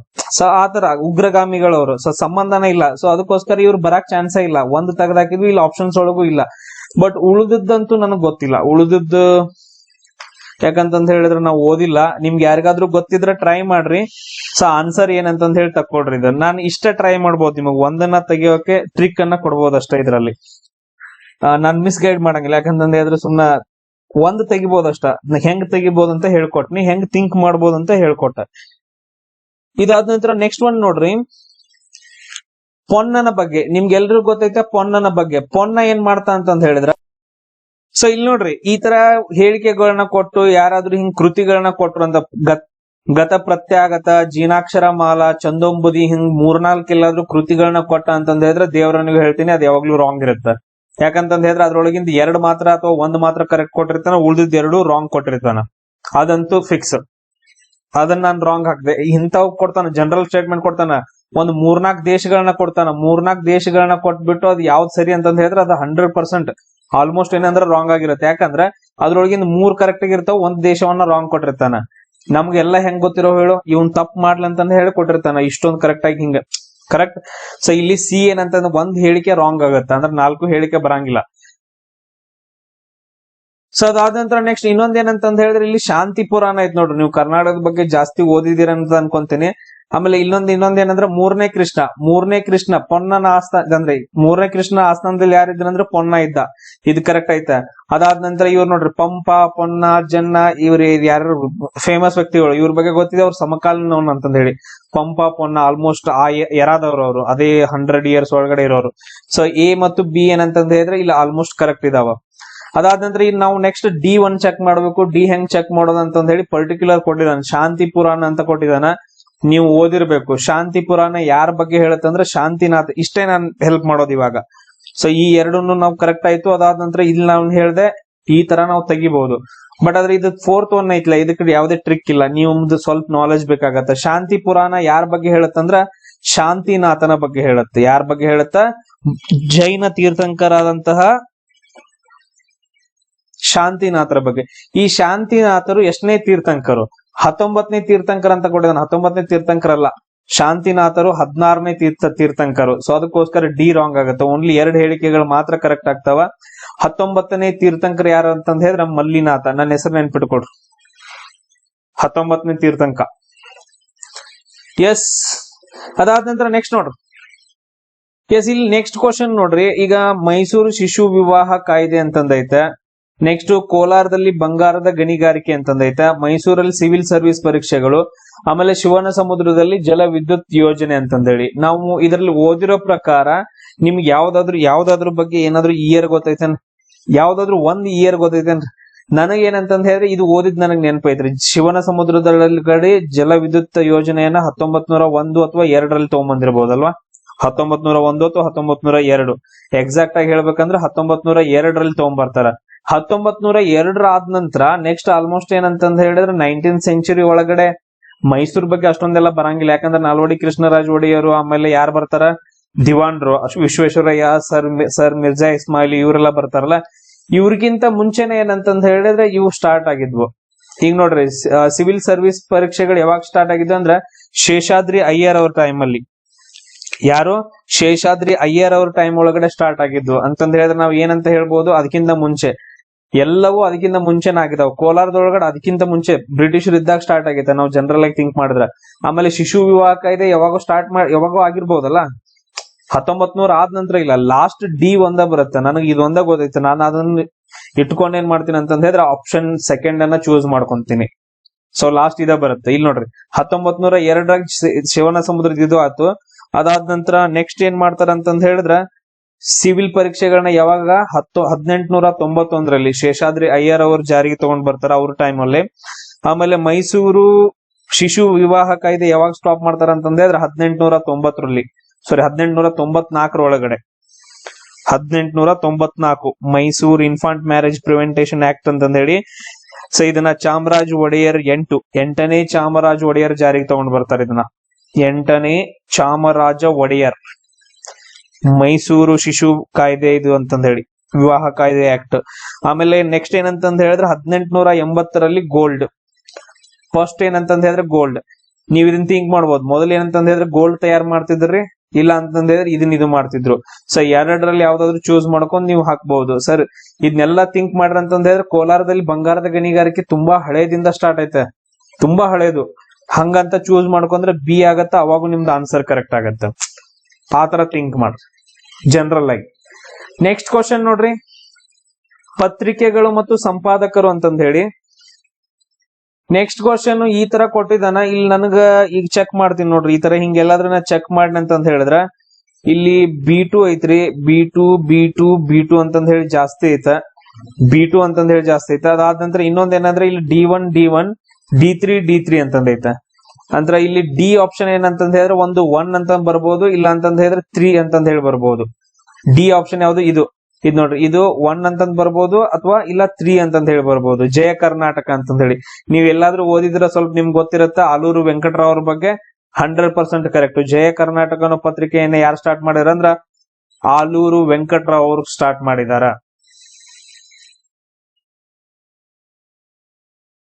ಎಸ್, ಅದಾದ ನಂತರ ನೆಕ್ಸ್ಟ್ ನೋಡ್ರಿ, ಇದು D1 ಇವೆಲ್ಲ ಕ್ಯಾನ್ಸಲ್ ಆಗ್ತಾವ. ಇಲ್ಲಿ ನೋಡ್ರಿ, ಇದು B2 ಆಗತ್ತೆ, ಇದು B2 ಆಗತ್ತೆ. ಅಂದ್ರೆ ಈ ಎರಡು ಆಪ್ಷನ್ಸ್ ಅಲ್ಲಿ 100% ಕರೆಕ್ಟ್ ಆಗಿರೋದು ಯಾವ್ದು? B2 ಅಂತಂದ ಹೇಳಿ.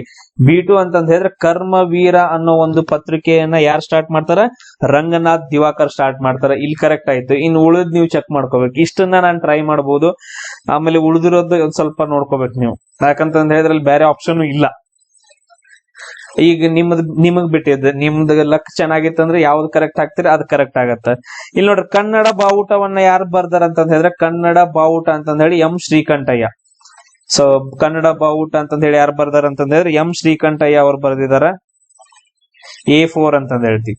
ಸೊ ಅಂತಂದ ಹೇಳಿದ್ರೆ ಸೆಕೆಂಡ್ ಆಪ್ಷನ್ ಕರೆಕ್ಟ್ ಆಗತ್ತ. ಆಮೇಲೆ ಉಳಿದಿದ್ದ ಇನ್ನೊಂದ್ ಯಾವ್ದು? ಸ್ವತಂತ್ರ ಭಾರತ್ ಅಂತಂದ ಹೇಳಿ. ಸ್ವತಂತ್ರ ಭಾರತವನ್ನ ಯಾರು ಬರ್ದಾರ ಅಂತಂದ ಹೇಳಿದ್ರ ಈ ಪರ್ಸನ್ ಕಡಂಗೊಡ್ಲು ಶಂಕರ್ ಭಟ್ರು ಅಂತಂದ ಹೇಳಿ. ಇದಾದ ನಂತರ ನೆಕ್ಸ್ಟ್ ಕ್ವಶನ್ ನೋಡ್ರಿ, ಪಟ್ಟದ ಕಲ್ಲಿನಲ್ಲಿರುವ ವಿರೂಪಾಕ್ಷ ದೇವಾಲಯ. ಪಟ್ಟದ ಕಲ್ಲಿನಲ್ಲಿರುವ ವಿರೂಪಾಕ್ಷ ದೇವಾಲಯ ಇವ್ರೇನು ಇಷ್ಟೊಂದು ಫೇಮಸ್? ಬರೀ ಇವ್ರ ಬಗ್ಗೆನೇ ಕೇಳ್ತಿದಾರ.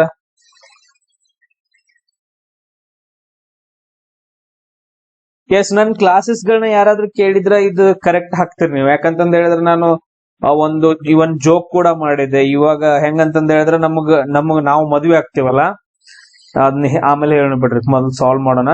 ಪಟ್ಟದಕಲ್ಲಿನಲ್ಲಿರುವಂತಹ ವಿರೂಪಾಕ್ಷ ದೇವಾಲಯದ ಬಗ್ಗೆ ಕ್ವಶನ್ ಕೇಳಿದ್ರ. ಈ ದೇವಾಲಯವನ್ನ ತ್ರೈಲೋಕ್ಯೇಶ್ವರ ದೇವಾಲಯ ಅಂತಂದ ಹೇಳಿ ಇಲ್ಲ, ತ್ರೈಲೋಕ್ಯೇಶ್ವರ ದೇವಾಲಯ ಅಂತ ಕರೆಯಲ್ಲ. ವಿರೂಪಾಕ್ಷ ದೇವಾಲಯವನ್ನ ಲೋಕೇಶ್ವರ ದೇವಾಲಯ ಅಂತ ಕರಿತೀವಿ. ಏನಂತ ಕರಿತೀವಿ? ವಿರೂಪಾಕ್ಷ ದೇವಾಲಯವನ್ನ ಲೋಕೇಶ್ವರ ದೇವಾಲಯ ಅಂತ ಕರಿತೀವಿ. ಆಪ್ಷನ್ ಎ ರಾಂಗ್ ಆಗತ್ತ. ಎಸ್, ಅದಾದ ನಂತರ ಇದನ್ನ ಯಾರು ಕಟ್ಟಿಸ್ತಾರ ಅಂತಂದ ಹೇಳಿದ್ರೆ ಎರಡನೇ ವಿಕ್ರಮಾದಿತ್ಯನು ಕಂಚಿಯ ಮೇಲೆ ವಿಜಯ ಸಾಧಿಸಿ, ಕಂಚಿಯ ಪಲ್ಲವರನ್ನ ಸೋಲಿಸಿ ಅದ್ರ ವಿಜಯ ನೆನಪಿಗಾಗಿಗೋಸ್ಕರ ಇದನ್ನ ನಿರ್ಮಾಣ ಮಾಡಿದಾರ ಅಂತಂದೇಳಿ. ಎಸ್, ಕರೆಕ್ಟ್ ರೀ.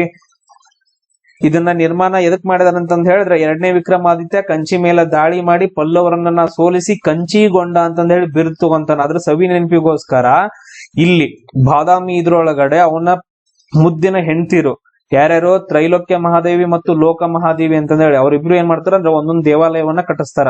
ಬಹಳ ಇಂಪಾರ್ಟೆಂಟ್ ಇದು. ಈ ಲೋಕೇಶ್ವರ ದೇವಾಲಯವನ್ನ ಈ ಸವಿ ನೆನಪಿಗೋಸ್ಕರ ಅಂದ್ರೆ ಬಿ ಕರೆಕ್ಟ್ ಐತೆ. ಎರಡನೇ ವಿಕ್ರಮಾದಿತ್ಯನ ಹೆಂಡತಿರ್ ಕಟ್ಟಿಸ್ತಾರ. ಆಮೇಲೆ ಥರ್ಡ್ ಒನ್, ಇದನ್ನ ಕಟ್ಟಿದವ್ರು ಯಾರ್ಯಾರು ಅಂತಂದ ಹೇಳಿದ್ರೆ ಅವಾಗಿನ ತುಂಬಾ ಪ್ರಸಿದ್ಧ ಶಿಲ್ಪಿಗಳು ಆಚಾರಿ ಮತ್ತು ಗುಂಡ ಅಂತಂದೇಳಿ. ಅಪ್ಪ ಮಗ ಆಚಾರಿ ಗುಂಡ, ಸರ್ವಸಿದ್ಧಿ ಆಚಾರಿ ಮತ್ತು ಗುಂಡ ಅಂತಂದೇಳಿ. ಇದು ಸಿ ಕೂಡ ಏನಂದ್ರೆ ಇಲ್ಲಿ ಕರೆಕ್ಟ್ ಆಗೈತೆ. ಸಿ ಕೂಡ ಏನಂತಂದ್ರೆ ಕರೆಕ್ಟ್ ಆಗೈತೆ.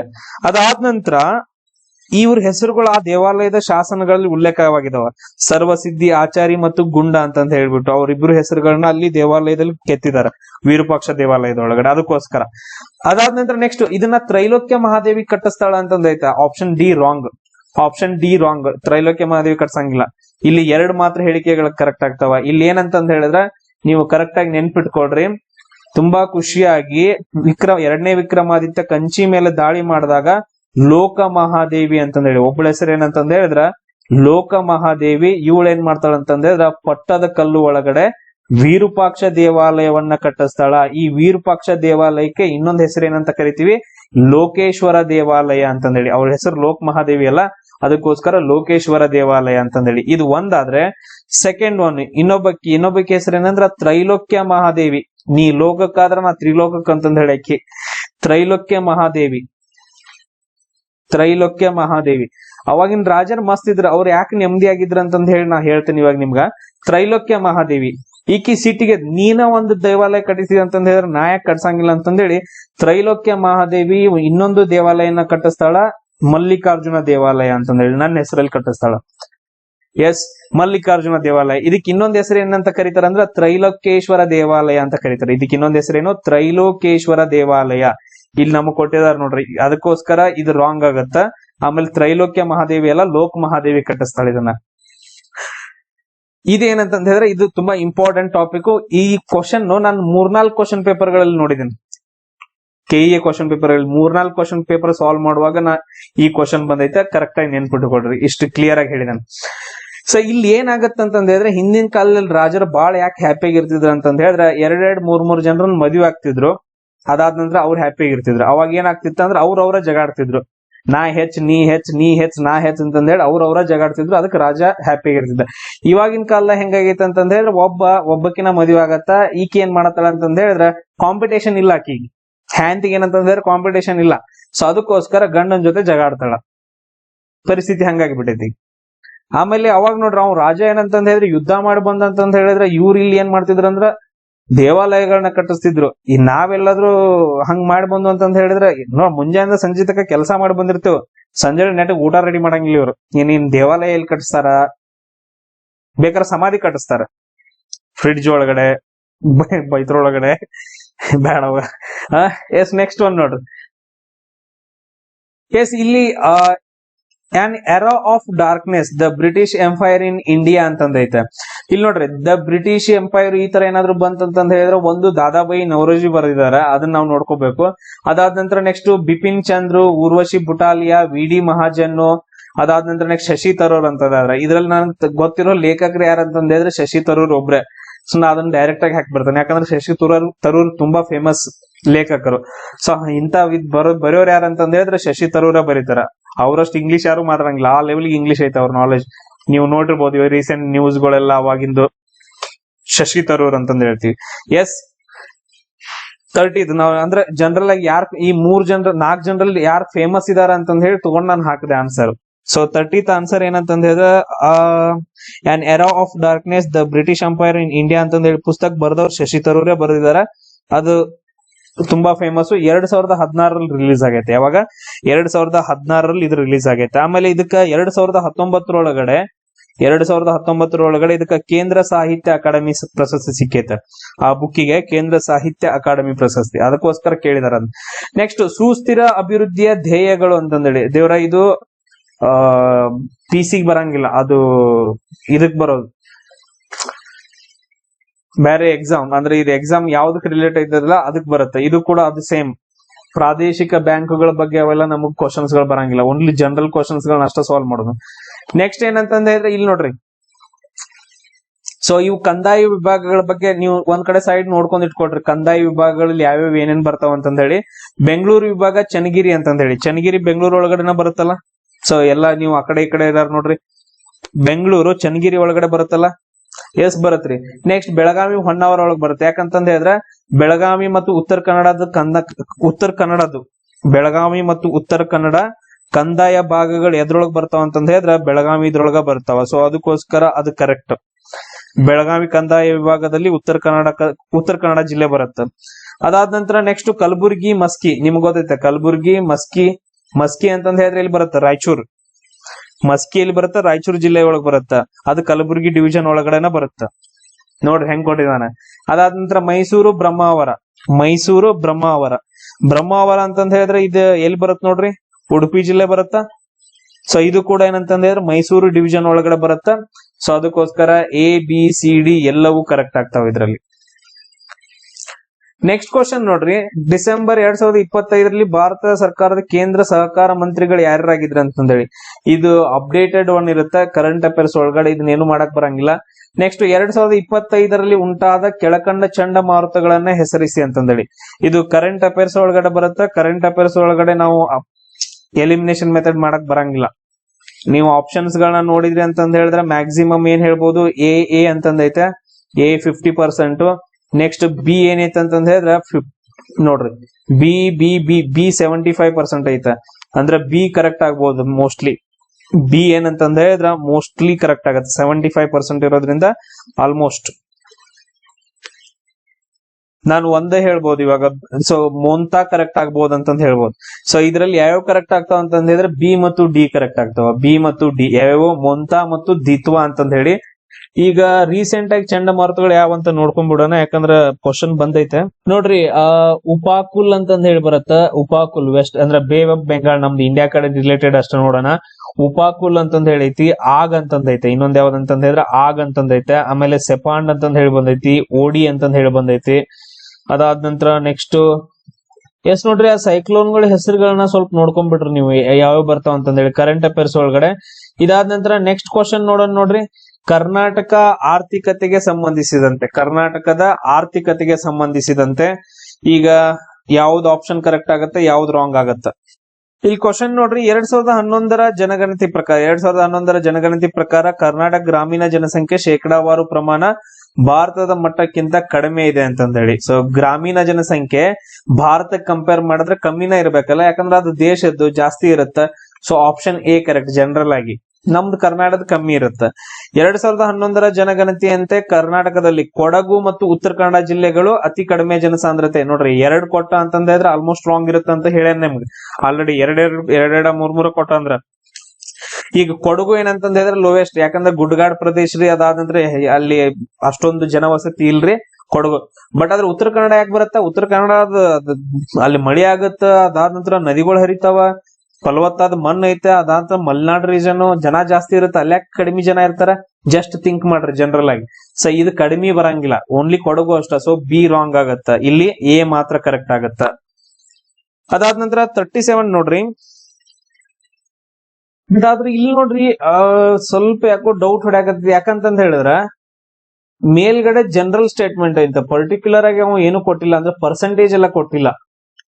ಕರೆಕ್ಟಾ? ನಮ್ಮನ್ನ ಕನ್ಫ್ಯೂಸ್ ಮಾಡಕ್. ಇಲ್ಲೇನಾದ್ರೂ ಪರ್ಸೆಂಟೇಜ್ ಕೊಟ್ಟಿದ್ದ ಅಂತಂದ್ರೆ ಇಲ್ಲಿ ಕರ್ನಾಟಕ ಗ್ರಾಮೀಣ ಜನಸಂಖ್ಯೆ ಇಷ್ಟೊಂದು ಪರ್ಸೆಂಟೇಜ್ ಐತ, ಭಾರತದ ಇಷ್ಟೊಂದು ಪರ್ಸೆಂಟೇಜ್ ಐತೆ ಅಂತ ಹೇಳಿ ಏನಾದ್ರೂ ಕೊಟ್ಟಿದ್ದ ಅಂತಂದ ಹೇಳಿದ್ರೆ ಸ್ಪೆಸಿಫಿಕ್ ಸ್ಟೇಟ್ಮೆಂಟ್ ಆಗ್ತಿತ್ತು. ಇದನ್ನ ಜನರಲ್ ಆಗಿ ಕೊಟ್ಟಿದ್ದಾನ, ಜನರಲ್ ಸ್ಟೇಟ್ಮೆಂಟ್. ಇಲ್ಲಿ ಕೊಡಗು ಮತ್ತು ಉತ್ತರ ಕನ್ನಡ ಜಿಲ್ಲೆಗಳಂತಂದ ಹೇಳಿ ಸ್ಪೆಸಿಫಿಕ್ ಆಗಿ ಕೊಟ್ಟಿದ್ದಾನ. ಕರೆಕ್ಟಾ? ಜನರಲ್ ಅಂಡ್ ಸ್ಪೆಸಿಫಿಕ್ ಅಂತಂದ ಹೇಳಿ ಎರಡು ಅದಾವ. ಸೊ ಈ ತರ ಬಂದಾಗ ಆಲ್ಮೋಸ್ಟ್ ಏನಂತಂದ ಹೇಳಿದ್ರೆ ಎರಡು ಕರೆಕ್ಟ್ ಆಗಿರ್ತಾವ. ಆಲ್ಮೋಸ್ಟ್ ಏನಂತಂದ ಹೇಳಿದ್ರೆ ಸ್ಟೇಟ್ಮೆಂಟ್ ಗಳು ಎರಡು ಕರೆಕ್ಟ್ ಆಗಿರ್ತಾವ ಇಲ್ಲಿ. ಸೊ ಒಂದ್ಸರಿ ಚೆಕ್ ಮಾಡ್ಬೇಕು ಇದನ್ನ. ಎರಡು ಕರೆಕ್ಟ್ ಆಗಿರ್ತಾವ. ಕೊಡಗು ಮತ್ತು ಉತ್ತರ ಕನ್ನಡ ಜಿಲ್ಲೆಗಳು ಅತಿ ಕಡಿಮೆ ಜನಸಾಂದ್ರತೆಯನ್ನ ಹೊಂದಿದಾವೆ ನೋಡ್ರಿ. ಇದು ನಿಮಗ ಬಿಡ್ತಾನೆ, ಚೆಕ್ ಮಾಡಿ ನನಗ ಆನ್ಸರ್ ಅನ್ನ ಹೇಳ್ರಿ ಯಾವ್ದು ಕರೆಕ್ಟ್ ಅಂತ ಹೇಳಿ. ಎ ಮತ್ತು ಬಿ ಎರಡು ಕರೆಕ್ಟಾ ಹೆಂಗ ನಾವ್ ಅನಲೈಸ್ ಪ್ರಕಾರ, ಯಾಕಂದ್ರೆ ಇದು ಜನರಲ್ ಸ್ಟೇಟ್ಮೆಂಟ್, ಪರ್ಸೆಂಟೇಜ್ ಎಲ್ಲ ಏನು ಕೊಟ್ಟಿಲ್ಲ. ಇದು ಸ್ಪೆಸಿಫಿಕ್ ಅಂತಂದ ಹೇಳಿ. ಜನರಲ್ ಅಂಡ್ ಸ್ಪೆಸಿಫಿಕ್ ಏನಾದ್ರು ಬಂತು ಅಂತಂದ ಹೇಳಿದ್ರೆ ಒಂದೇ ಟಾಪಿಕ್ ಬಗ್ಗೆ ಆಲ್ಮೋಸ್ಟ್ ಕರೆಕ್ಟ್ ಆಗಿರ್ತಾವ. ನೆಕ್ಸ್ಟ್, ಹೀಲಿಯಂ ಅನಿಲವನ್ನ ಲಿಫ್ಟಿಂಗ್ ಅನಿಲ ಅಂತಂದ ಹೇಳಿ ಬಳತಾರ. ಇಲ್ಲಿ ನೋಡ್ರಿ ಹೀಲಿಯಂ ಬಗ್ಗೆ ಕೊಟ್ಟಿದ್ದಾನ. ಅದಾದ್ಮೇಲೆ ಹೀಲಿಯಂ ಅತಿ ಹಗುರ ಅನಿಲ, ಆಮೇಲೆ ಹೀಲಿಯಂ ಒಂದು ಸ್ಫೋಟಿಸಿದ ಆಮೇಲೆ ಜಡ ಅನಿಲ ಅಂತಂದೇಳಿ. ನನಗೆ ಗೊತ್ತಿತ್ರಿ ಸರ್ ಹೀಲಿಯಂ ಅನ್ನೋದಂದ್ರ ಒಂದು ಜಡ ಅನಿಲ ಅಂತಂದೇಳಿ. 100% ಹೇಳ್ತೇನ್ರಿ ಸಿ ಕರೆಕ್ಟ್ ರೀ. ಸಿ ಅಂತಂದ ಹೇಳಿದ್ರೆ ಎಲ್ಲಿ ಆಪ್ಷನ್ ಒಳಗಡೆ ಬರತ್ ನೋಡ್ರಿ, ಇಲ್ಲಿ ಸಿ ಅಂತಂದೈತಿ, ಇಲ್ಲಿ ಸಿ ಅಂತಂದೈತೆ, ಆಮೇಲೆ ಸಿ ಐತಿ, ಇಲ್ಲೂ ಸಿ ಐತಿ, ಹಿಂಗ್ ಕೊಟ್ಟಿದ್ದಾನ. ಎ ಮತ್ತು ಬಿ ಎರಡೂ ಸರಿಯಾಗಿವೆ. ಸಿ ಹೇಳಿಕೆಯು ಎಗೆ ವಿವರಣೆ ಆಗಿದೆ ಅಂತಂದೇಳಿ.